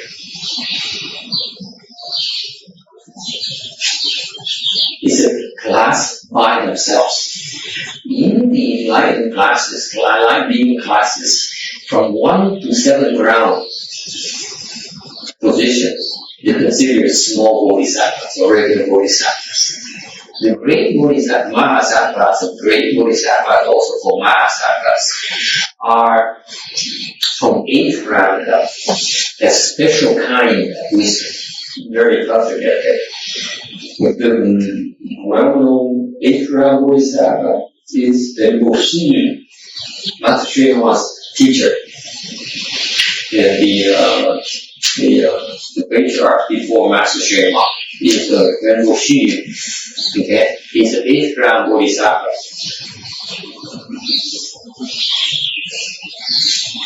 All right, any questions? They're a special class. The wisdom is incredible. From 1 to 7, that's from 7 to 8, it's like a big leap. Very, very big leap. It's very difficult to get from go from 7 to 8. Okay? Any questions? Too far-fetched for you. You don't want to know what things you can grasp. And eightfold division, if we go through this, it seems like we lecture on a lot of these eightfold divisions here. Different beings who are Dharma protectors of us. The gods, many gods are Dharma protectors, by the way. They cultivated Mahayana as well. Okay? Many Dharma protectors are gods. They attended the Sutra lectures, Dharma assemblies. Okay? The dragons, beings with a lot of spiritual powers. The yakshas or the speedy ghosts. They have a lot of spiritual power. They can move very fast. The Gandharvas or the musical spirits, they play very good musical instruments. The Asuras this is the Yana Asuras, where they are very ugly on the male, but they're extremely gorgeous on the female. The number 6, the Garuda, or the golden winged hummingbirds, they have a lot of spiritual powers. They are arch enemies of the dragons. The Kinaras, or another musical spirit, they are good at chanting, at singing. And number 8, the Mahorajas, or the big pythons, they're called earth dragons. They are the huge pythons that we see. Okay. All these, by the way, the name manifests as different beings, but underneath actually are bodhisattvas. Go to the Mahayana. Now that I know, I regret so much for yelling at them. Remember that I told you one day. I never could forgive myself for that. Oh, Master. Okay, slide 47. At that time, the Dharma Prince Manjusri, receiving the awesome inspiration of the Buddha, rose from his seat, bared one of his shoulders, knelt on his right knee, bowed his back. put his palms together and said to the Bhagavad, Honored One, we wish you would speak about such dharmas as the Buddha's names, the great vows and made in the past, and their supreme merit and virtues, so that those who hear them will be rid of their karmic hindrances. This request is also for the sake of bringing benefit and bliss to sensing beings in Dharma image age.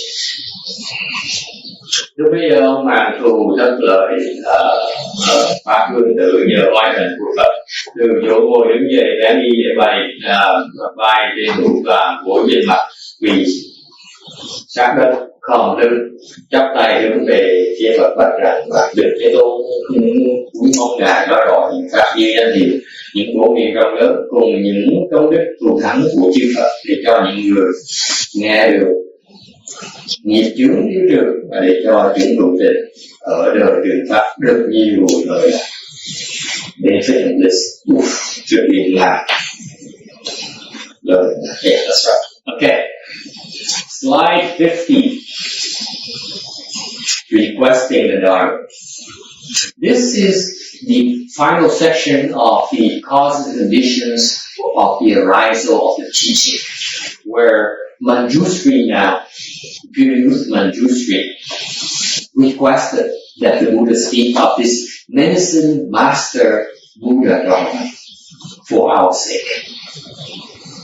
Because he, as a number one in wisdom among the Bodhisattvas, understands that this particular Dharma here will bring us great benefit, will bring us greatness. For us, spoken for our benefit. Alright? So there's a way to do that. There's a protocol for requesting Dharma, which we do every week before the Dharma can be spoken. Where you respectfully bow, you put the palms together and you kneel. That shows the body karma is purified. And then you verbalize your request. Remember the verse we said, the unsurpassed, that's the mouth. Okay, karma being purified. And the mind karma being purified in your utmost sincerity first. Okay? So when the mind, the body, and when you do that, your mind, your body should be adorned, your mind should be pure. And with all those three karmas purified, you can obtain a response. With all the Buddha's non-outflow merit virtues. This is not something that you can comprehend. You are, through this process, you execute the Dharma properly. You can then invoke the response from Maya, from Buddhas. The response, part of the response, most of the response you get, you cannot see, you cannot feel. It's part of your wealth.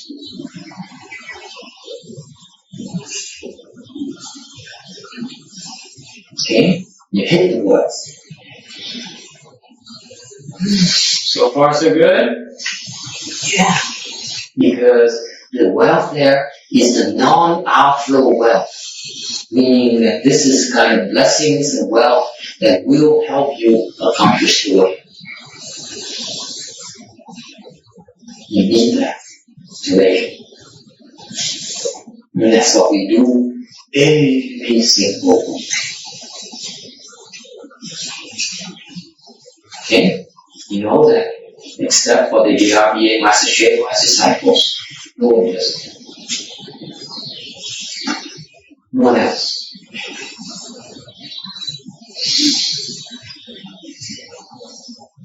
Just the death of Master Sherpa himself is incredible. Incredibly deep. Vietnamese, no one hears. Okay, so even though every week we spend 5-10 minutes going through that process, and that process is critical, very, very important. You can't cease. Now, don't sit there and then say, see, I don't understand what you're talking about. Of course you don't understand what I'm talking about. That's the whole point.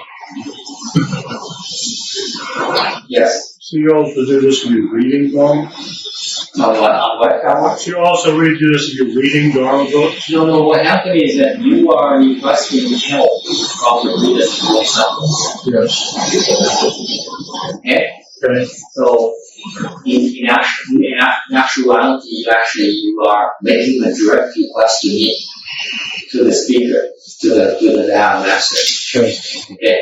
And that puts tremendous pressure on the Dharma master. Tremendous pressure. Okay.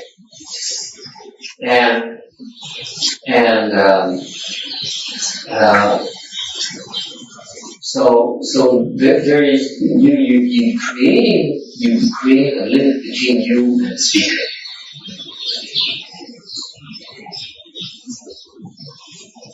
Whereas if you were to read by yourself, then it's not the same. But if you were to read by yourself, you should keep your three karmas purified. Your mind, your mouth, and your body should be clean. For example, the enlightened being cultivators, for example, they showed us the way. They would bathe themselves before they touch the sutra. You know that? The patriarch of Pure Land named Yin Wang. Okay? Yin is seal, Wang is light.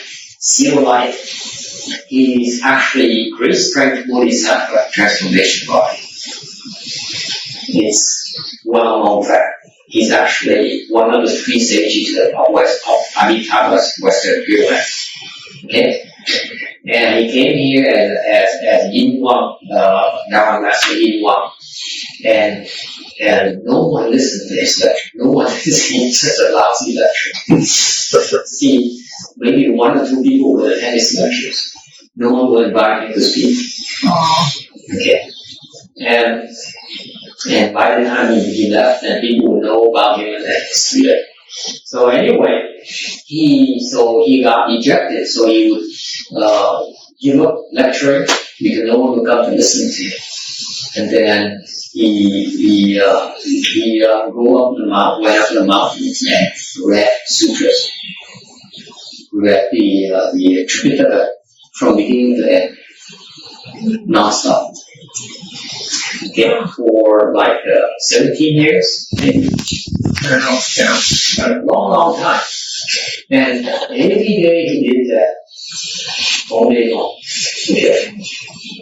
Can you imagine the kind of blessings you're going to have doing that? You will reserve, let me tell you. You read like that all day. After maybe a week or so, you will reserve. And he did it for years on end. Okay, and before he touched the sutras, he would shower, he would take a bath, put on clean clothes, okay, offer incense, and then he read the sutras. He would never, all these sages are incredible, the way they respected the teachings. Guess what? Because they understand the value of the teachings. And that's how they obtain the response with the teachings. That's how they show us. Okay? That's beautiful. So, if you're sincere, you sit there and grit the teeth and bear the pain and discomfort, okay, then you are purifying your three karmas. That's what you do. Okay? Manjushri is the great bodhisattva. Sanskrit form for me, we are on slide 51. Wonderful auspiciousness. Okay?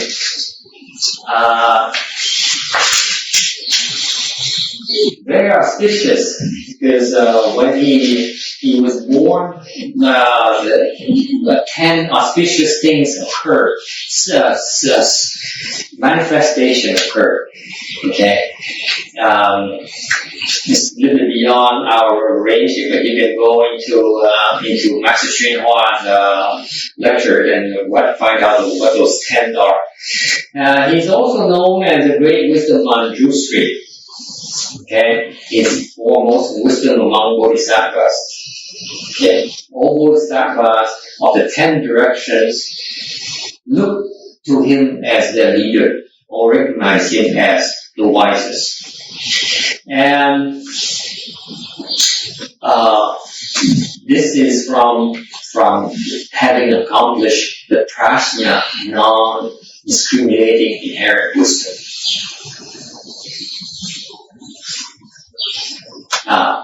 Probably doesn't mean anything to you, but that's this is Mahasattva. Alright?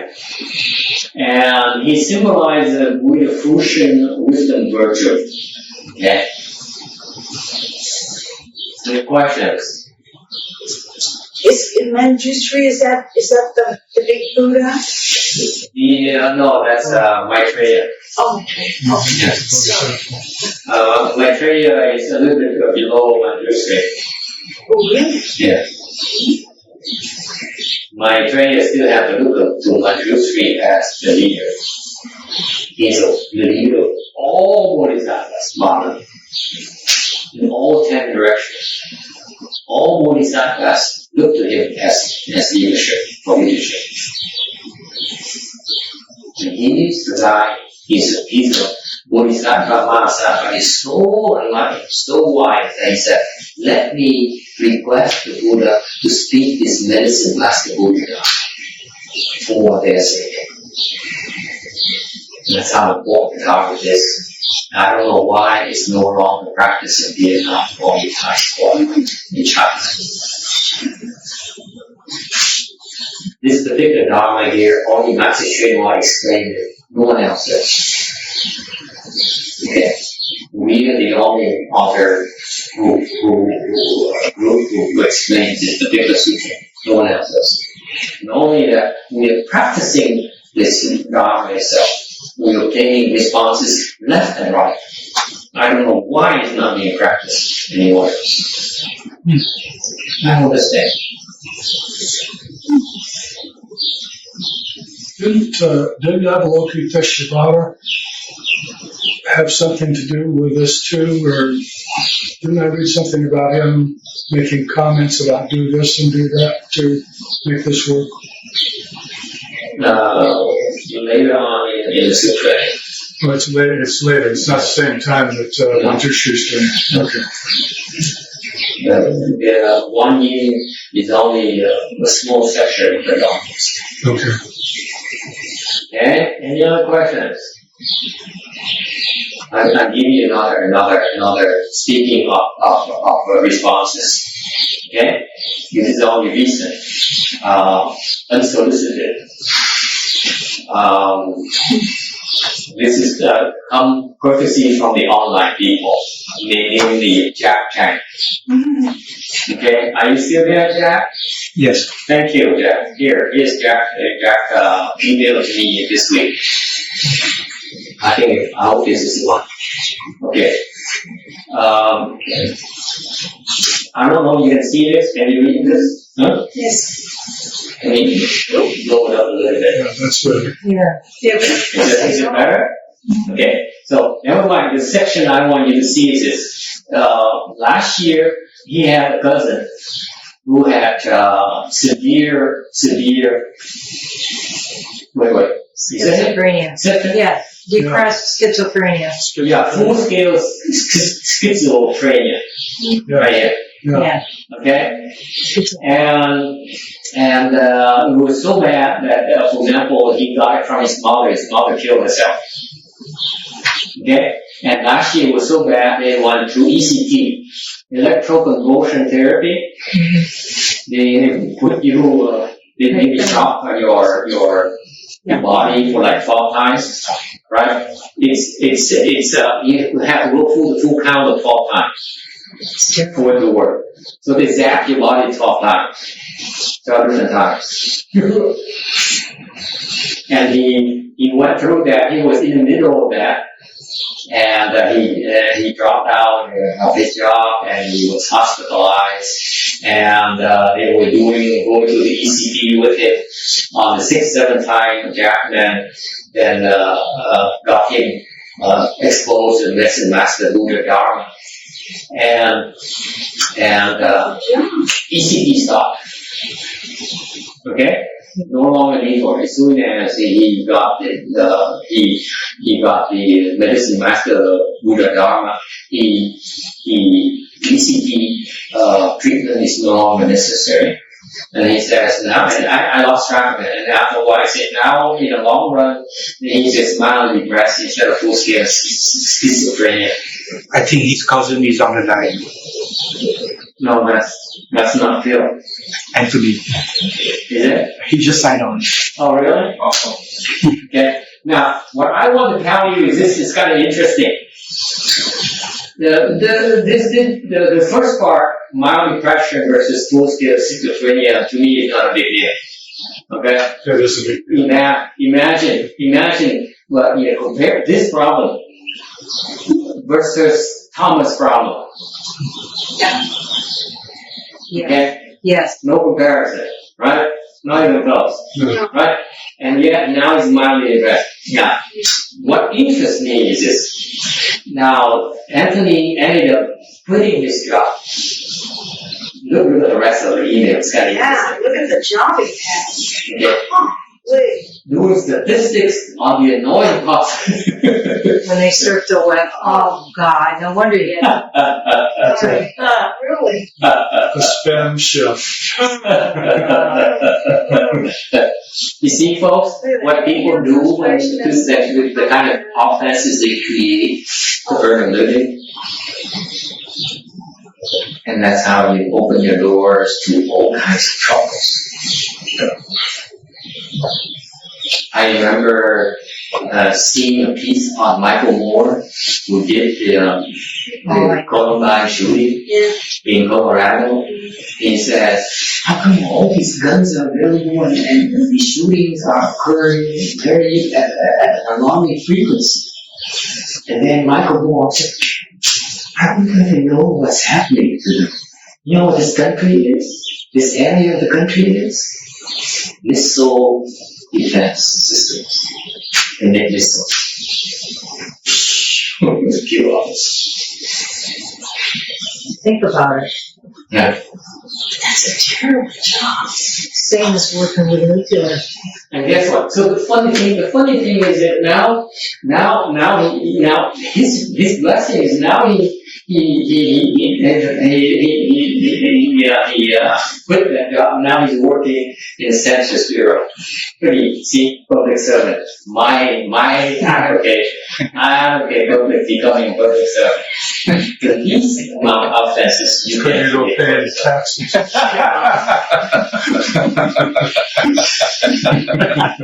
That's what he cares about. Isn't it fascinating how it is going from a thing that is not very desirable to something that is usurping the public? It's good. Okay. It's interesting, huh? How the response is. Okay. Okay. Anyway, let me see.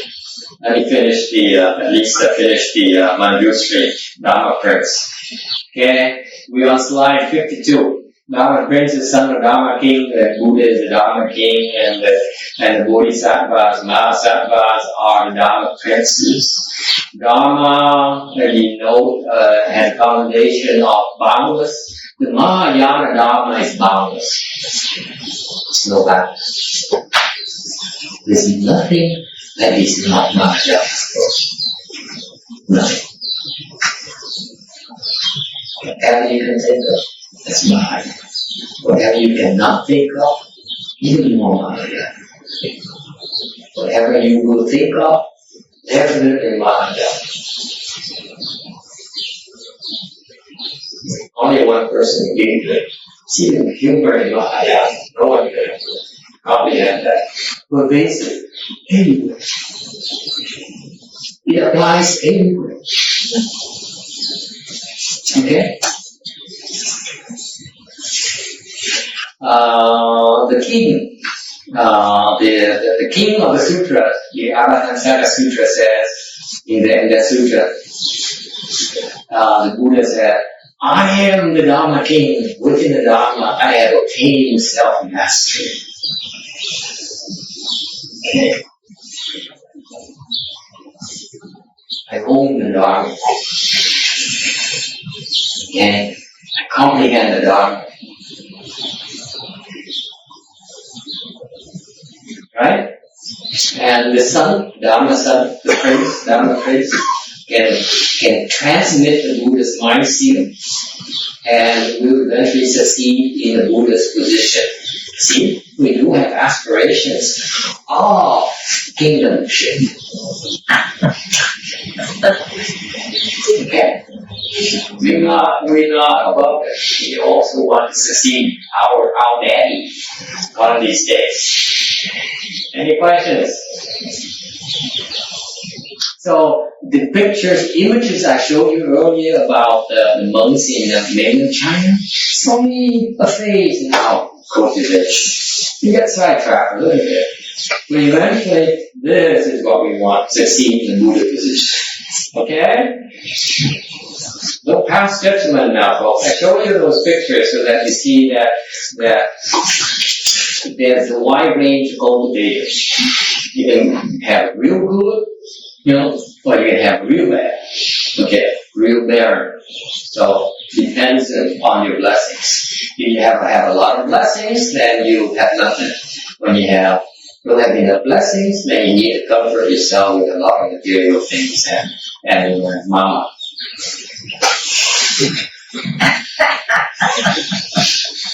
Questions? Yes. Talk about the cultivation of medicine master Dharma. Is that what is it besides saying the mantra? How much time do you have? Lots of time. Lots of time? Yeah. Okay, then keep coming. Let's have more every single time. Every single time you come here, that's your stuff. None of it is mine. One. Nearly everything is system. Okay? Because it is so vast that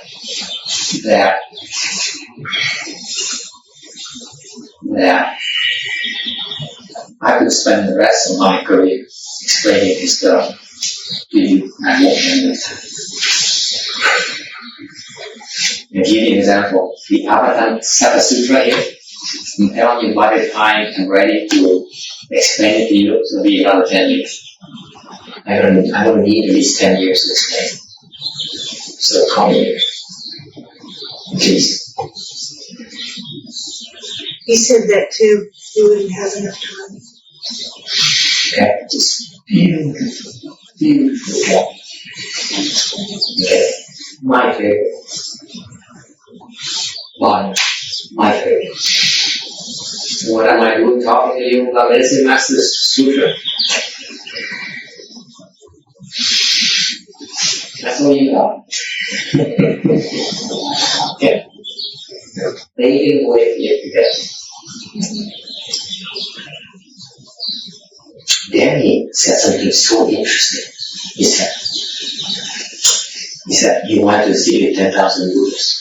He listened to all these dharmas. He practically went to the Chan meditation week. He would stay there and then he went to the Buddha recitation week. He listened to the Dharma, listened to all those things. He said, I'm not impressed with any of this. But one thing caught my attention. I said, what? What did you see? He said, I heard Master Xuan Wang's take on the Avatamsaka Sutra. And I said, I I love this. I love this. I said, yeah. I love it too. Yes. Okay. But when Master Shenhua explained it, he made it so interesting in a way that's never been done before. And he never explained the way the traditional way that has been explained by his Mahasattvas. So when I explain, I will combine. Tune in, folks. Tune in. Will be fun. I look forward to it. Until then, you have to become, some of you have to become bodhisattvas first to make it worth my life. Because the Avatamsaka Dharma is for bodhisattvas. It's for bodhisattvas. That's the only ones that do it? And the funny thing is that the majority of the world disciples are in love with the Avatamsaka Sutra, which is lifelong life. They have the roots of the bodhisattvas.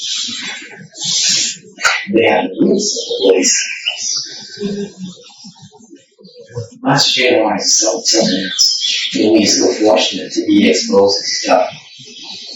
He's a Mahasattva where the Dharma he brought to this world is incredible.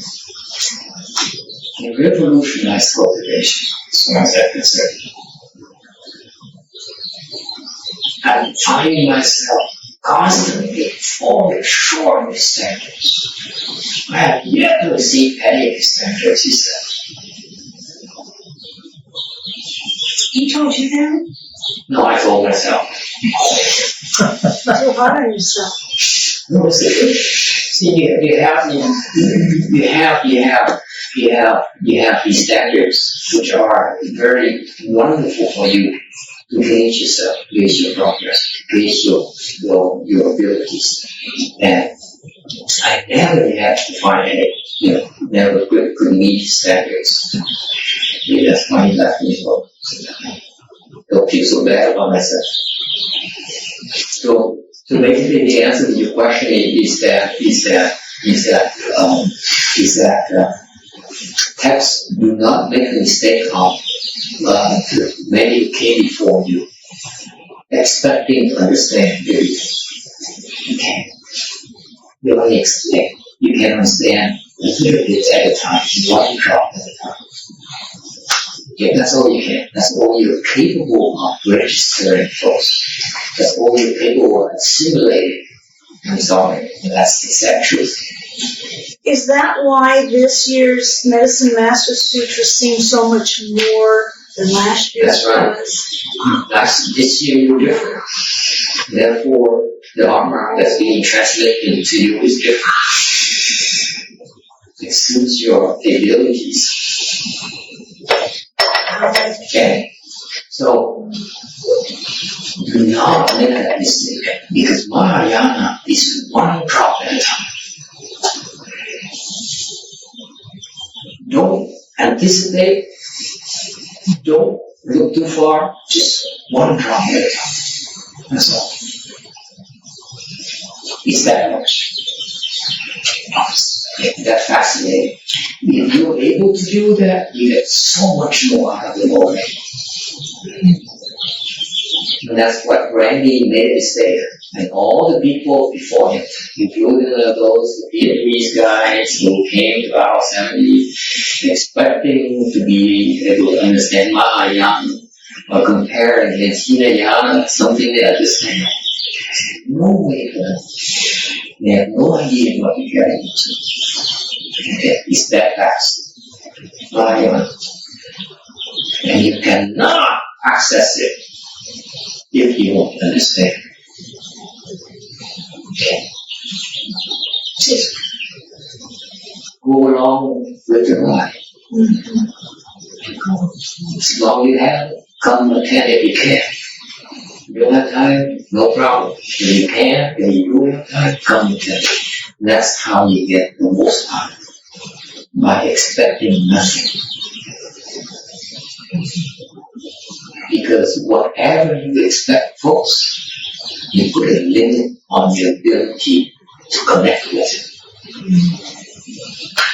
Whatever you want to understand, okay, puts a limit on your ability to get. But letting go, then you have access to the full range. Does it make sense, Bruce? See, there's no way for you to understand. You don't care how smart you are. You don't care how much more time is spent on it. You can't grasp. I can't grasp it. I've been doing it full time. Okay, and I receive all kinds of help. I can't grasp it. Okay, and that's what makes it so exciting.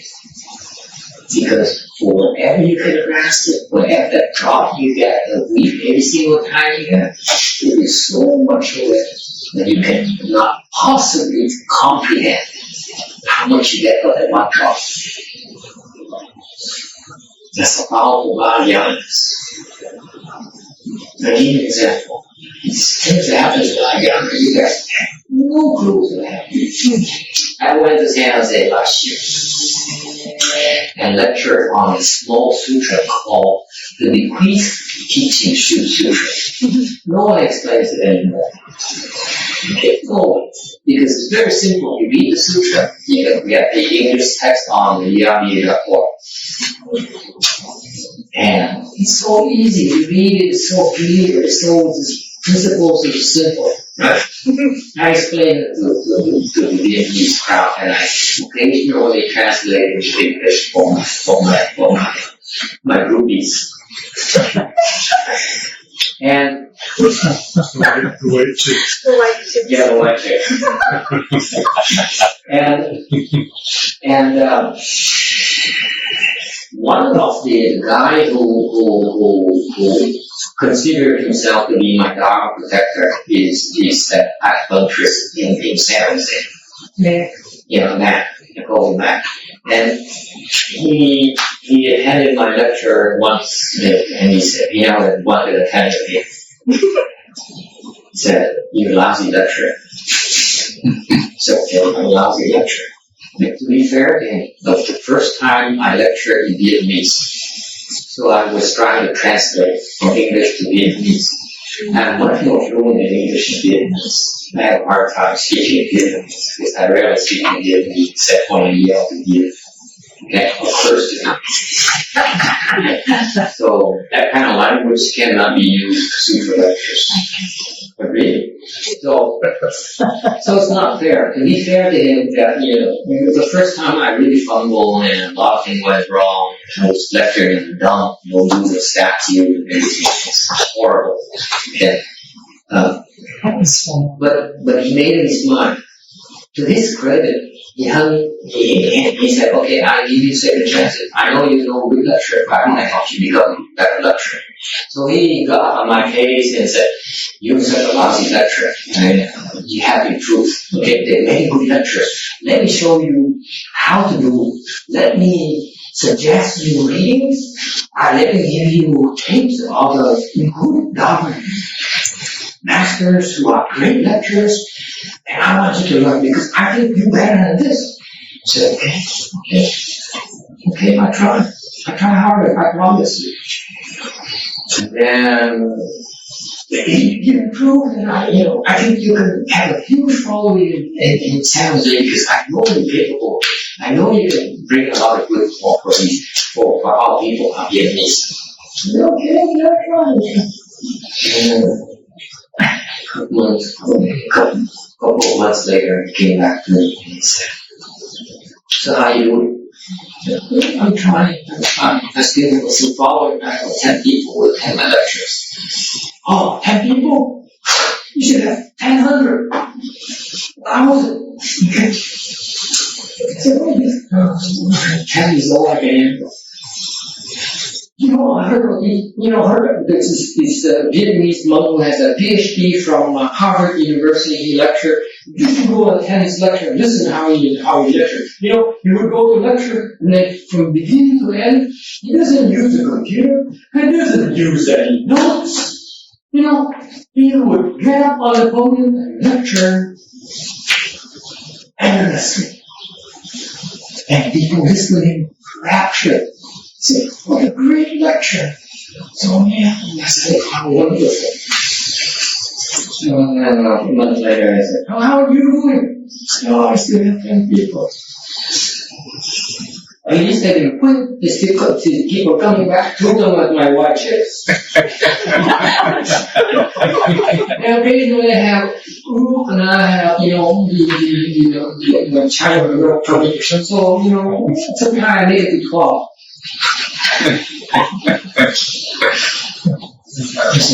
So I said, but there's something happened. I still can't find myself. I still need my notes. I still need my projector. I still need my lecture notes. Why is that? It's because I want to make sure that I'm getting all making sure that I convey all the patriarchs and the great masters' lecture notes. See, the patriarchs and the great masters are old. They explain the sutra. I went through many of those explanations to make sure that I get all the different perspectives, different angles, and then I put them together, okay, and explain it so that all the explanation, all the hard work are now in vain. But the funny thing happened though. In my assembly, there is a monk, a very senior monk. He's a Vietnamese monk. He left the whole life at the age of 23, which is late for Vietnamese monks. He's now in his 50s. And he's lived older than I am. So he's been ordained for a long, long time. He went to India, like that traditional Vietnamese monk, to get a PhD in India. And he nearly almost got a PhD in India. And then he got sick. He got so sick that he could not stand up for months. He was bedridden for months. Then when he got well enough, he has to go back to Vietnam because he did not have the strength to study, to finish his PhD. Okay? This grows well. He's getting his PhD. Okay? Go back to Vietnam. And then the monk in San Jose Temple was the sponsor of all his studies. So he could not finish the PhD. That venerable master in San Jose sponsored that the other monk to come to San Jose to live in the temple with him. So it's been there for months now. Okay. And he said, so are you seeing a doctor? I said, no, I'm not seeing any doctor because none of them can do any good for me. Can't do anything for me. But this guy is weird. He would attend my lecture every single week. He would sit there, he would wait until we do the Dharma request. He would never do a Dharma request. You see, wasted his time. When we're done, when we're ready to lecture, and then he comes out and sits on the chair. So we always have a chair for him right there. So as soon as we're done, as soon as I begin to speak, to lecture, then he shows up. Not before that. Okay? He would listen every week. Okay? And then every now and then I tease him, I would ask him a question and ask him to speak for us. And he would join me. He enjoyed himself. For some reason, for personal his erudition, his seniority, to listen to a low life like myself every single week. To find interest in doing that. Not that I requested him to do that. He did it on his own. Okay? So he did that for about 2 or 3 months. And then, one day, I looked at him. I said, wow, what happened? So Matt said, what happened? What happened? I said, Matt, something happened. After 3 months of listening to my lecture, of my bumbling lecture, his health improved, and he He got from second year, he made it to third year. No cultivation. So I turned to Mac and I said, it seems like it's worthwhile thing to do is to be able to help a monk of his stature go from second year to third year. That means that he can help a lot more in his Buddhist disciples. Don't you agree, Mac? I said, yeah, it's a good thing to do. So I said, Mac, I don't want to lecture like this great masters. But for some reason, the people who listen to my lecture, they got a lot more. Including his wife and daughter, were there all the time. And the nun came too. Yeah. So his daughter was 15 years old and she couldn't get enough of it. So I can't help them understand the lecture anymore any better, but somehow the wisdom unfolds, the samadhi increases, and the health improves. For some reason, I'm not sure why. Okay. If you saw that monk, you would think he was at least 10 years older than Master. Yeah. His hair was all gray. And he didn't hardly walk. He's not well. He's not well, I know. Yeah, he's not well. And now he's worse. Back. pretty well off. Oh, he's okay. Yeah, it's all stuff there. So that's what Mahayana can do. Okay, you listen, not talk. He only was interested intellectually mindful. Okay, that's all he wanted. He said, this guy explains sutras the way I never been heard before, not the way academians explain it. Because when I explained a simple sutra, I went through cultivation process, the actual cultivation has to be done here. Not by the patriarchs, not by Master Shen, not by me. Okay, so I have my own angle of exploration. I didn't really check the notes because I forgot about the notes. Okay? But anyway, so it piqued his curiosity. He said, wow, that's how sutras can be explained that way. Okay, different angles. And that's what motivated him. He was curious.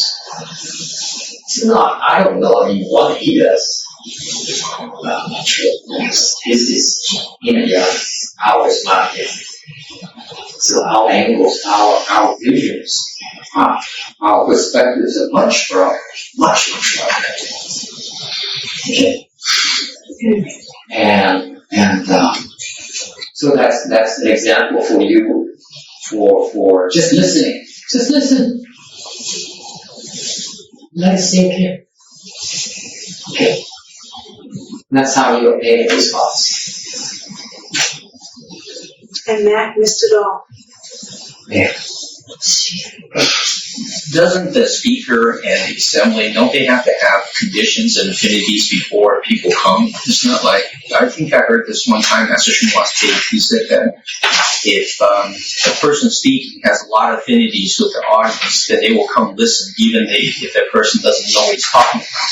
And if the person is really astute, high-level cultivator, has no affinities with the audience, even if he speaks the true Dharma, nobody will come and listen.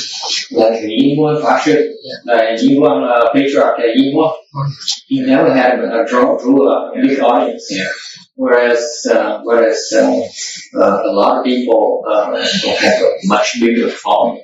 Or the Indian guru, he has 1 million disciples. Very famous. He's alive right now. He has disciples, Caucasians, Indians, Chinese, you name it, all over the world. They're very famous. Which one? I don't know his name, but he has long hair, black hair with white hair. Maharaj. Not that guy. That guy's an idiot. The guy. Yeah, that guy's an idiot. He teaches weird He teaches like the hopping, the hopping university. You know about that? That's crazy. They sit there and meditate, and then their objective of meditation is that you can hop. It's called the cities. The cities. No, living. Yeah. That's what they want. They live. They have university for that. Can you imagine? Oh, brother. They teach you to fly. That's what it is. That's they pretend that's the fly. But that guy's a horny externalist. You watch porn with me. Well, Oh, that's disgusting, isn't it? Let's show you his level. Okay. You have a body, you're subject to sexual desire. Okay. But for you to be immersed in that to this level, it shows that his so needed. It's also low level. Okay. We have emotions. Go anger, joy, all those things. Those people, samadhi, didn't last very long. It's a belief. That's all. That's why we call today, because we all these beliefs happen, but that's it. That's about it. You don't do all of it. Okay. So anyway, the Maharishi, so.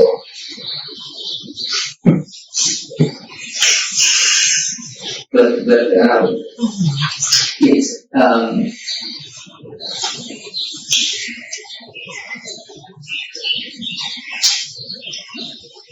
it takes non-infinities, but also because Randy, to tell you the truth, the Mahasattva and the Bodhisattvas, they have affinities.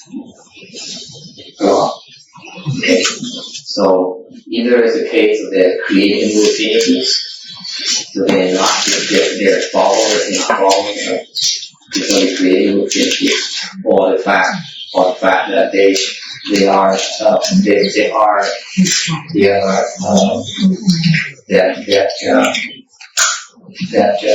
the nature of the process is that you teach yourself people with a high potential, and then snowball dissect. For example, in our assembly, I realized since we started 4 years ago, you guys have the potential to reach pretty high level. Come on, let's be real about it. For you to surpass the full pool of most monks and nuns.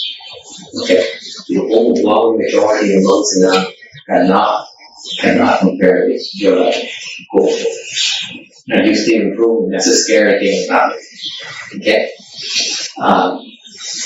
that's because of your potential. And now we're beginning to broaden slowly. So next month we do a Pure Land assembly, so that people can come attend me for half an hour. We'll come eat lunch and enjoy the good food and listen to the bar. Okay, so we're broadening, opening the doors, and that's because you guys, because of your perseverance. If you did not persevere, then I would have no desire to teach and Pure Land. Okay? Because it's just too much support. I need a woodfish person, I need a bell person, I need a kitchen staff, I need a Buddha hall, I need so many things. Even the ceremonies itself is very labor intensive. I don't have people to do all the ceremonies yet. That's why I only do part of it. Okay? So eventually we have to transmit the Xian Dharma to the level people Dharma. Just like the Qin level people, they have their own level people. I don't have it yet. Okay? Because that's required. That's necessary to transmit the cultivation. Okay. So yours is a rule Dharma, but eventually I need to teach it the Xian Dharma. Okay. Because like Master Shenhua, he had to transmit it to the Hallyu generation. Okay? Any other questions? Okay, we stop at slide 53. Is it time yet? Oh, it's early, 3:25. Another hour. Okay, so we stop here today. By the way, we're not going to have their Mosa is not available next week. Okay? So we can skip it or you can come here. Well, It's up to you. Can we come here, Miss? Because even if you come here, then the problem is that they're advertising, right? It could be in the paper. Yeah, it could be in paper. But we can delay it. No, It attached to many of them. will they allow us to post a note at the hall there that it was canceled for the week? Yeah, We should, yeah. I mean, anybody Yeah, that does we can- respond to the ad, if I don't they'll think know. they would object to it considering the way we treated them. We reacted this morning. Oh, okay. You couldn't yell and scream and give them dirty looks and stuff like that. This morning we were basically Toss. Well, they Toss. gave us the garage. in the last minute. You want me to do so I can do on Friday after work? I can. The chances are that, my gut feeling is that they usually call first. Yeah. Okay, they usually call first and say, who is he? That's what they do all the time.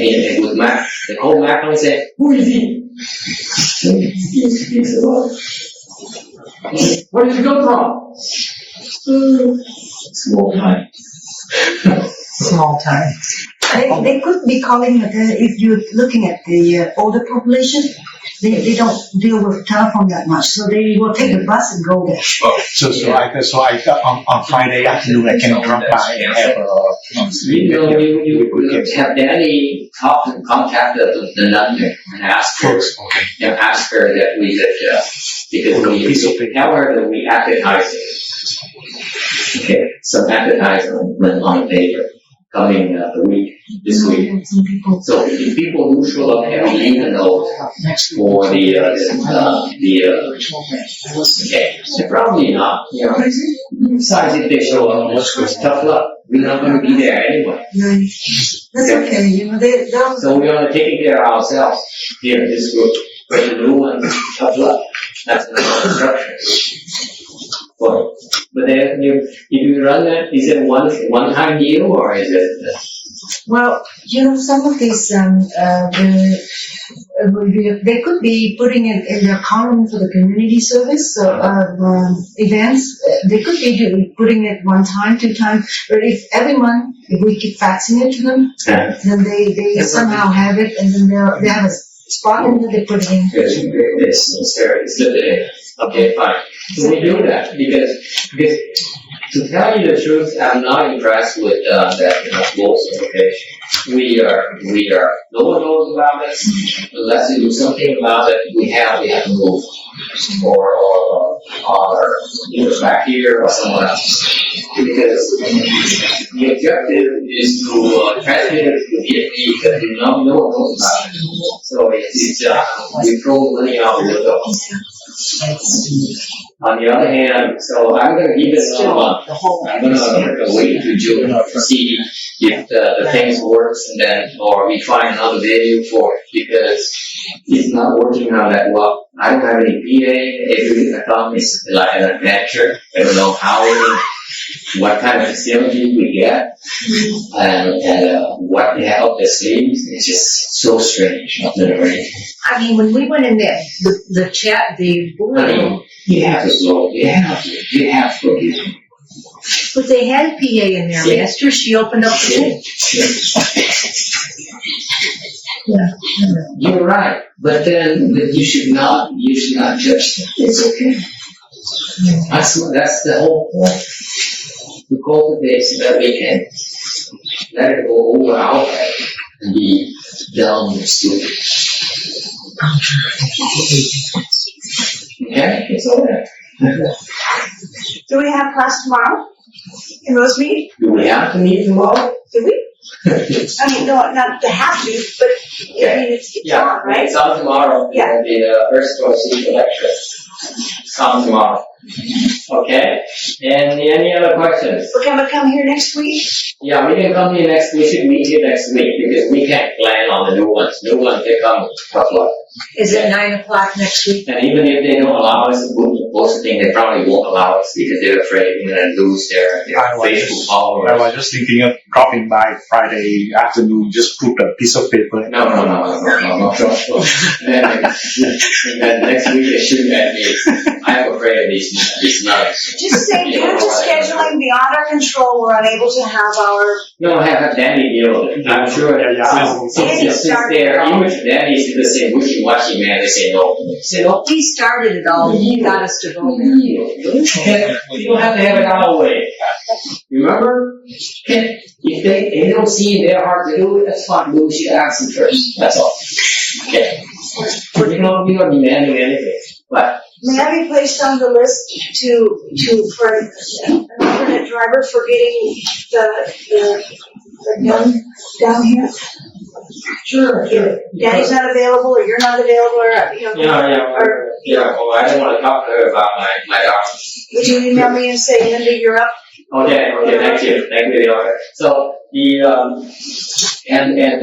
this year we're trying that, and we're trying to reach out, and I still don't know on the best way to do that because most is saturated.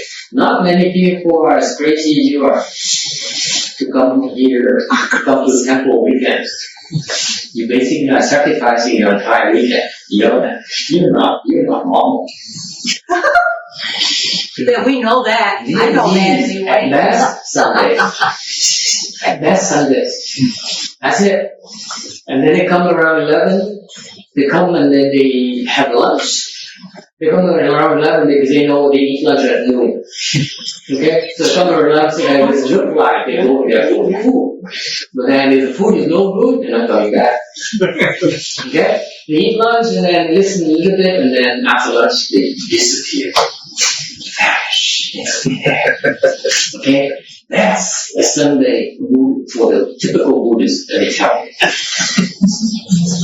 Okay? So for you to spend your weekend studying Dharma is not normal. This year's the first. So you don't expect people to do that. Okay?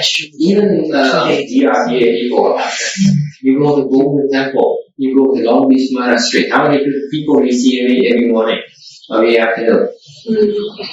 10 people. If you're lucky. Yeah. Lecturers probably 3 or 4. And 3 nuns. 3 or 4 lay people and 3 nuns. Okay? So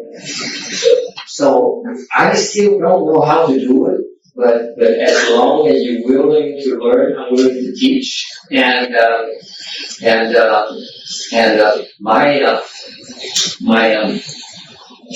interest is that now my next challenge is to see it. The Ru Dhamma I understand how to teach you that because I see a pattern after over 4 years now. I'm beginning to see the light. But the Sien Dharma is something that I hope to be able to begin to translate, to teach, because we need reliable people. I can't depend on the monks and nuns who come and go as they please.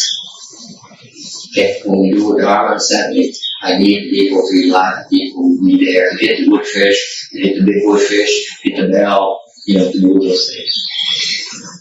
The Pure Land Dharma requires it. Chan, I don't care. Chan, I don't care. I don't need him.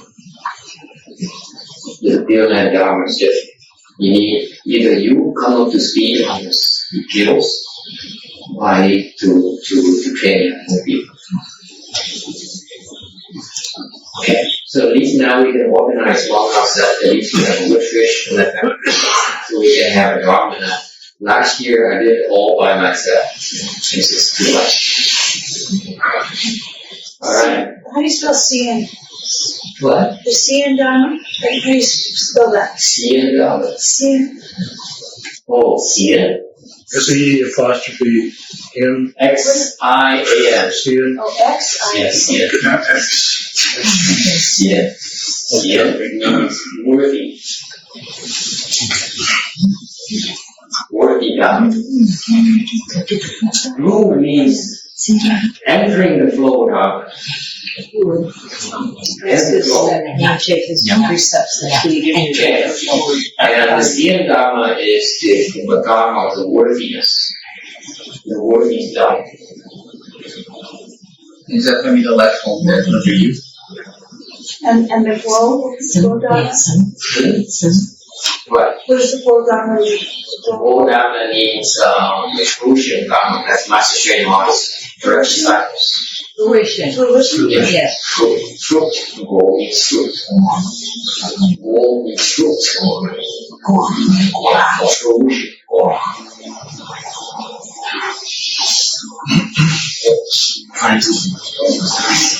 All right. Any final questions? So we're coming here next Saturday, Come here next Saturday. 9 o'clock. 9 o'clock. You can bring food here as well. Not a problem.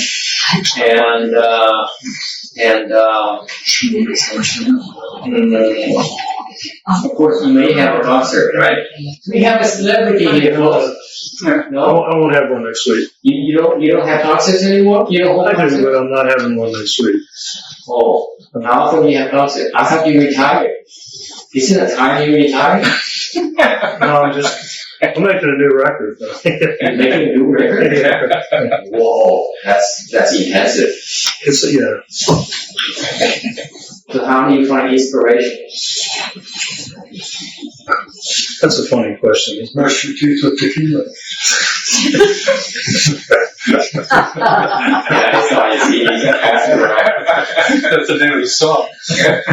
Oh, It's brushing my teeth with tequila. Personal experience. poor guy. Yeah. Much better. Much Maybe I better. can miss I did that. Look at this naughty face. This is after you brush your teeth.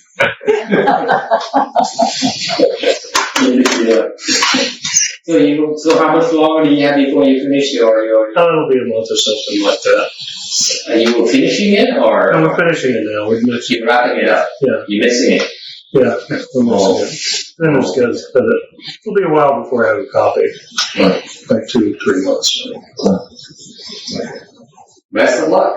Well, thank you. And then is it a major release? How does that work? They give you a lot of money up front or how does that work money? No, this is not a major. This is just one of my productions. Right? Or your own production? No? Oh, yeah. So it's like you stand in the street corner and say, can I interest you? Yeah, right. Yeah, we're speculating. Right. Oh, really? Let's see what we can get. Well, you're pretty well known in the field. I'm pretty well known. Yeah. He's a hot shot. He has lots of groupies. That's why you. I don't make a lot of money, but I'm pretty well known. Yeah. Artists are not supposed to make a lot of money. Not even a real artist. But yeah, if you make a lot of money, that's when you lose Yeah, no time at all. that's right. Your longevity due to the fact you're not spoiled by success by money. I agree with Too that. much money I think it's true. Yeah. will destroy it. It will all go on your creative piece. No, I still write good songs just because I probably wouldn't do them later when they made a ton of money. Yeah, and the other part is that because your body is in pain, you're suffering. That helps. Okay. Doesn't it? Yeah. Yeah.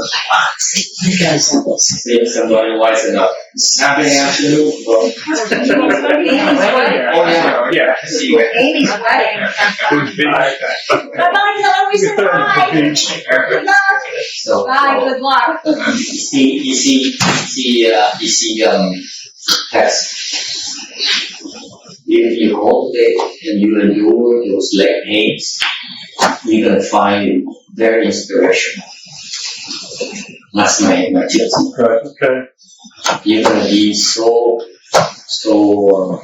prolific in your artistic pursuit. I'm training myself with when I do the Suryama mantra. I do it So not enough. You have to cross your leg I do cross my legs, sorry. and do it.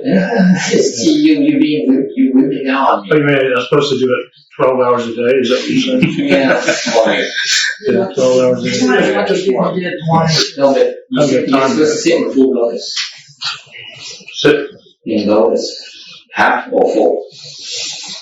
That's comfortable. That's nothing. What I'm doing now.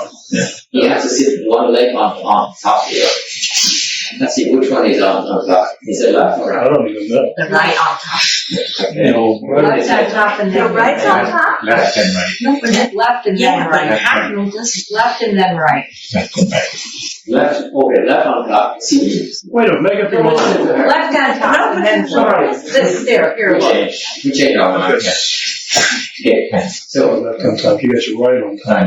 No, you left first. first the left first, and then the right on And then you're right Okay, there. so I can't do that. it hurts. I can't do it now, I'm not next week. Yes, but you have to hurt. You don't realize it. The hurting is very important. Okay. It's a lot. He read Master Srinivas books, and the part where lecture hurt, see when I read Master Srinivas books, I didn't understand anything. The only thing I understood is that you bear the pain. This guy skipped that section. The most important Serious. The most important section of his books is the left names. Chumbo. Yes. The most important book can. What book is that? Walk is not the 4 stages, not all the principles. The most important one is full lotus and bare names. The most important. You have to practice the Dharma first before you that's the foundation of all chant cultivation. All cultivation. Okay? Is based on full lotus and bearing the pain. This is why they progress so fast. Because I can't handle bearing the pain. Okay. It hurts like hell. Okay, but then once you conquer it, you will be opening your doors to so many things. Okay, that's where the responses come from. Not from intellectual speculation, intellectual understanding. From sitting there and learning. That's why the two kids who skipped out on us, that's what they did. They Really hurt today. are the gold standard. Really hurt. Poor Janet, because I had to touch her there and she almost went, Oh, I know, I did too. I touched her on the back and she went, oh, Yeah. don't touch me. Yeah. she was really in pain You today. touch the tip of the hair and it hurts. Yeah. And my hands and I'm retired. We went to San Jose and the first time, You know, my wife is not even here. I'm better than her already. My wife, she whims out. She goes in the kitchen. You're not smart. You're not as smart as him. So, the most important part about Master Shinwa's teaching again, folks, is bearing the big things. You know that? Bearing it. Even his goal, his 100 disciples don't understand. I'll tell you that right now. I'm teaching it to you. Bear it. That Dharma is so profound. You don't know how profound the Dharma is. In that simple word. Cross your legs, bear it. and the older you get when you start, the harder it is. No kidding. There's a methodology behind it. You don't bear the feel grace, you bear it incremental. Didn't hear that. Incremental. Incremental. Do a little better. Keep adding a little time. Right. Do it a day. Increase it 2 minutes. 2 minutes. That's how you do it. That's how I did it. See, Master Shinwa 对你 he said, there it is. You can take it. I said, no, I can't take it. So I can take it for 2 minutes every day. More every day. That's it. That's why I teach all from you. Because your mind can handle 2 minutes. Sometimes I go to find half an hour, 2 or 3 hours. But once you got the momentum, then you understand. The first pain barrier is the most important. It goes down here from here. You pass the first pain barrier for an hour and a half. It goes down here. It's down here from here. So related to that, I have been doing that, and I see, the change in me. So, but change. It's sometimes it's quantifiable, sometimes not. But I see change and good changes. But I'm still using my trying to understand or try to explain or try to understand why you and Duke are the same factor. You need to understand. You need to be sure you're on the right track. So I'm just doing it, and then maybe when one day the wisdom comes, and maybe I can understand. You can let go. But it's a lifelong reflex. Okay, and that's your makeup. That's how you function. Eventually, you can let go. So because someday you realize it's temporary. It's like it's useless. Yeah, it's I'm just it doesn't help anything. Because either you understand or you don't. You understand, that's it. You can't sit there and say, once you understand, they can sit there and you can write down the proof for that. But still, you have to understand first. You cannot deduce it. You deduce it, then it's no good. The deduction is only for the people who don't understand. You see, I need to deduce it for all of you. If you don't believe me, so I need to speak in language you understand, using deduction. But for me, before I can do that, I need to understand it first. I did not get there by deduction. So what I do is I help you understand to calm your intellectual first, the intellectual needs. Thank you. But it's designed to help you bring you to the point where you can let go. Not try to understand. Because you cannot possibly understand. And you cannot get there through intellectual understanding. If you can let go of intellectual understanding, but first you need to intellectually grasp it, okay? Then you can get there a lot faster.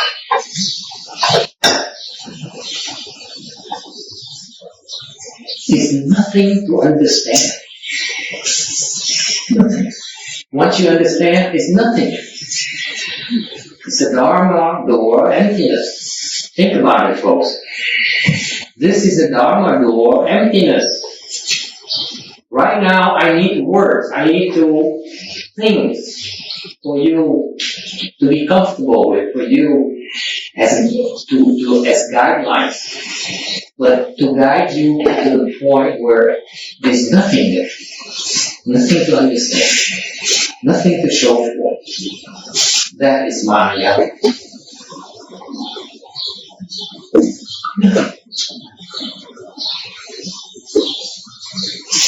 How do you know you're on the right track? How do you know you're on the right track?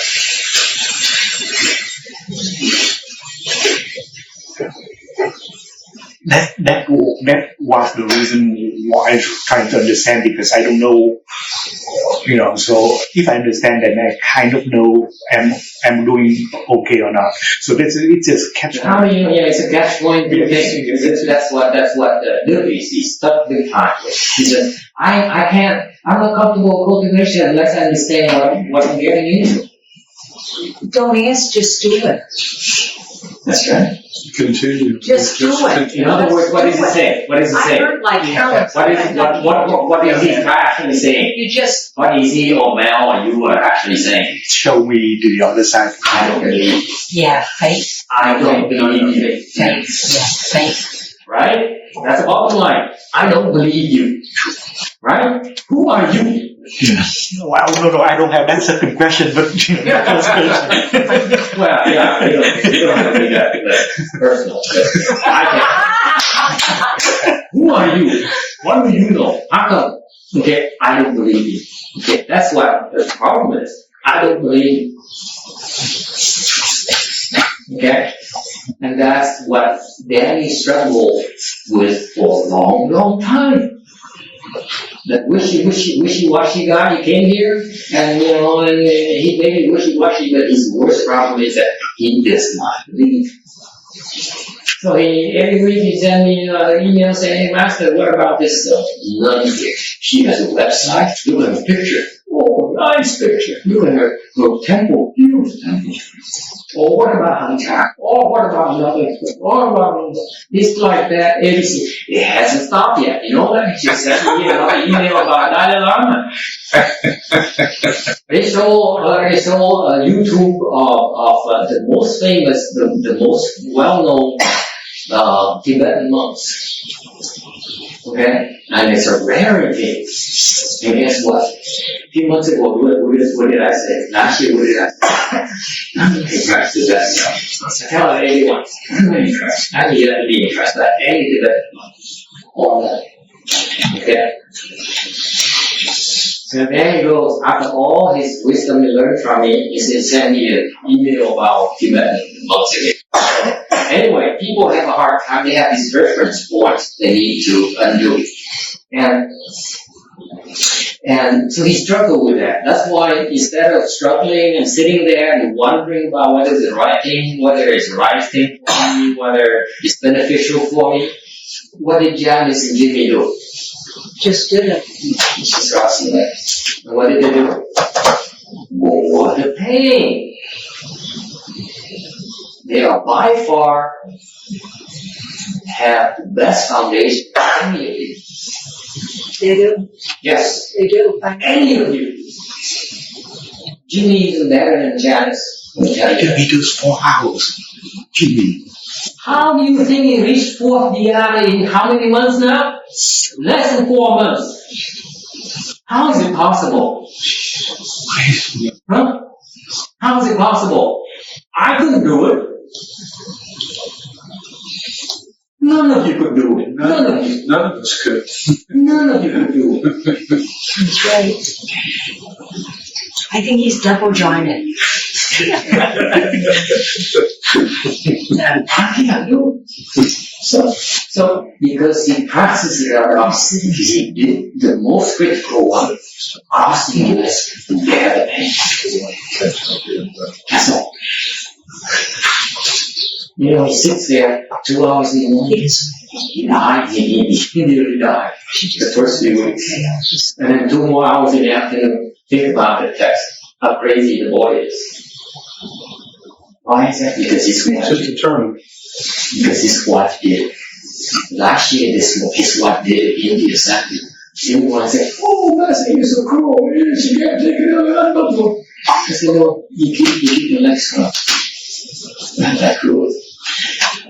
I'm cruel. You're gonna say, okay? It's true. That's their foundation. Chanda. Not your principles and everything, but have the heat. All those are secondary. They're nothing. They cannot replace crossing legs and bare legs. It surpasses Shrine or mantra, surpasses anything. Because any of those doctrines, without that foundation, you will not be able to go very far. You see, these fundamentals, their foundation. You see, like this guy, you know how much he read, and how much he read. Without doing it, you're not going to The first year he said same thing. Oh, I really have to go this because until I can't take it anymore. Because I have to go. Because. Okay? So you guys skipped on the essential framework of crossing the legs.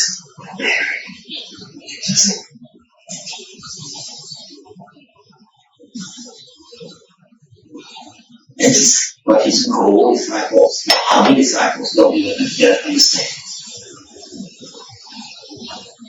Who am I to tell you that? Because I see them. They don't understand. Yeah.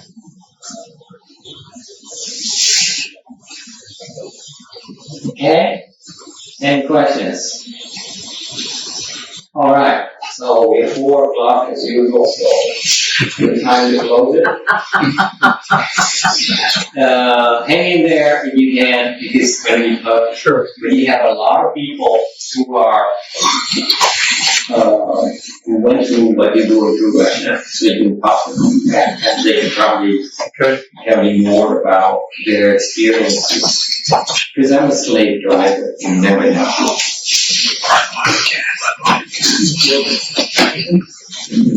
Okay, let's do transfers.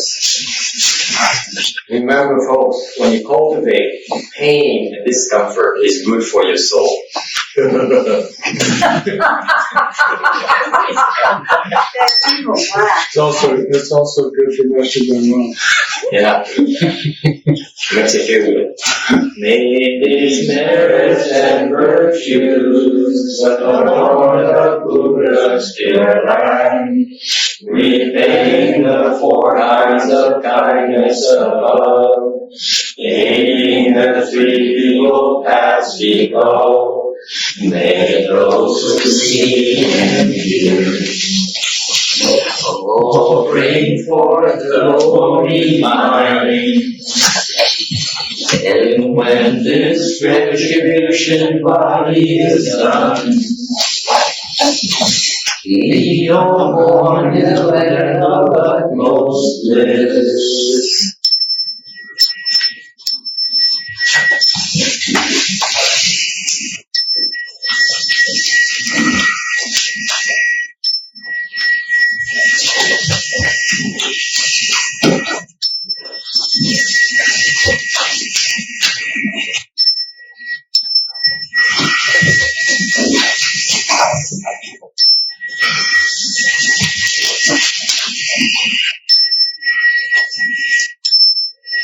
Have a good afternoon.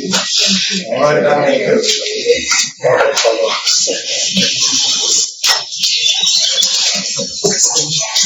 What?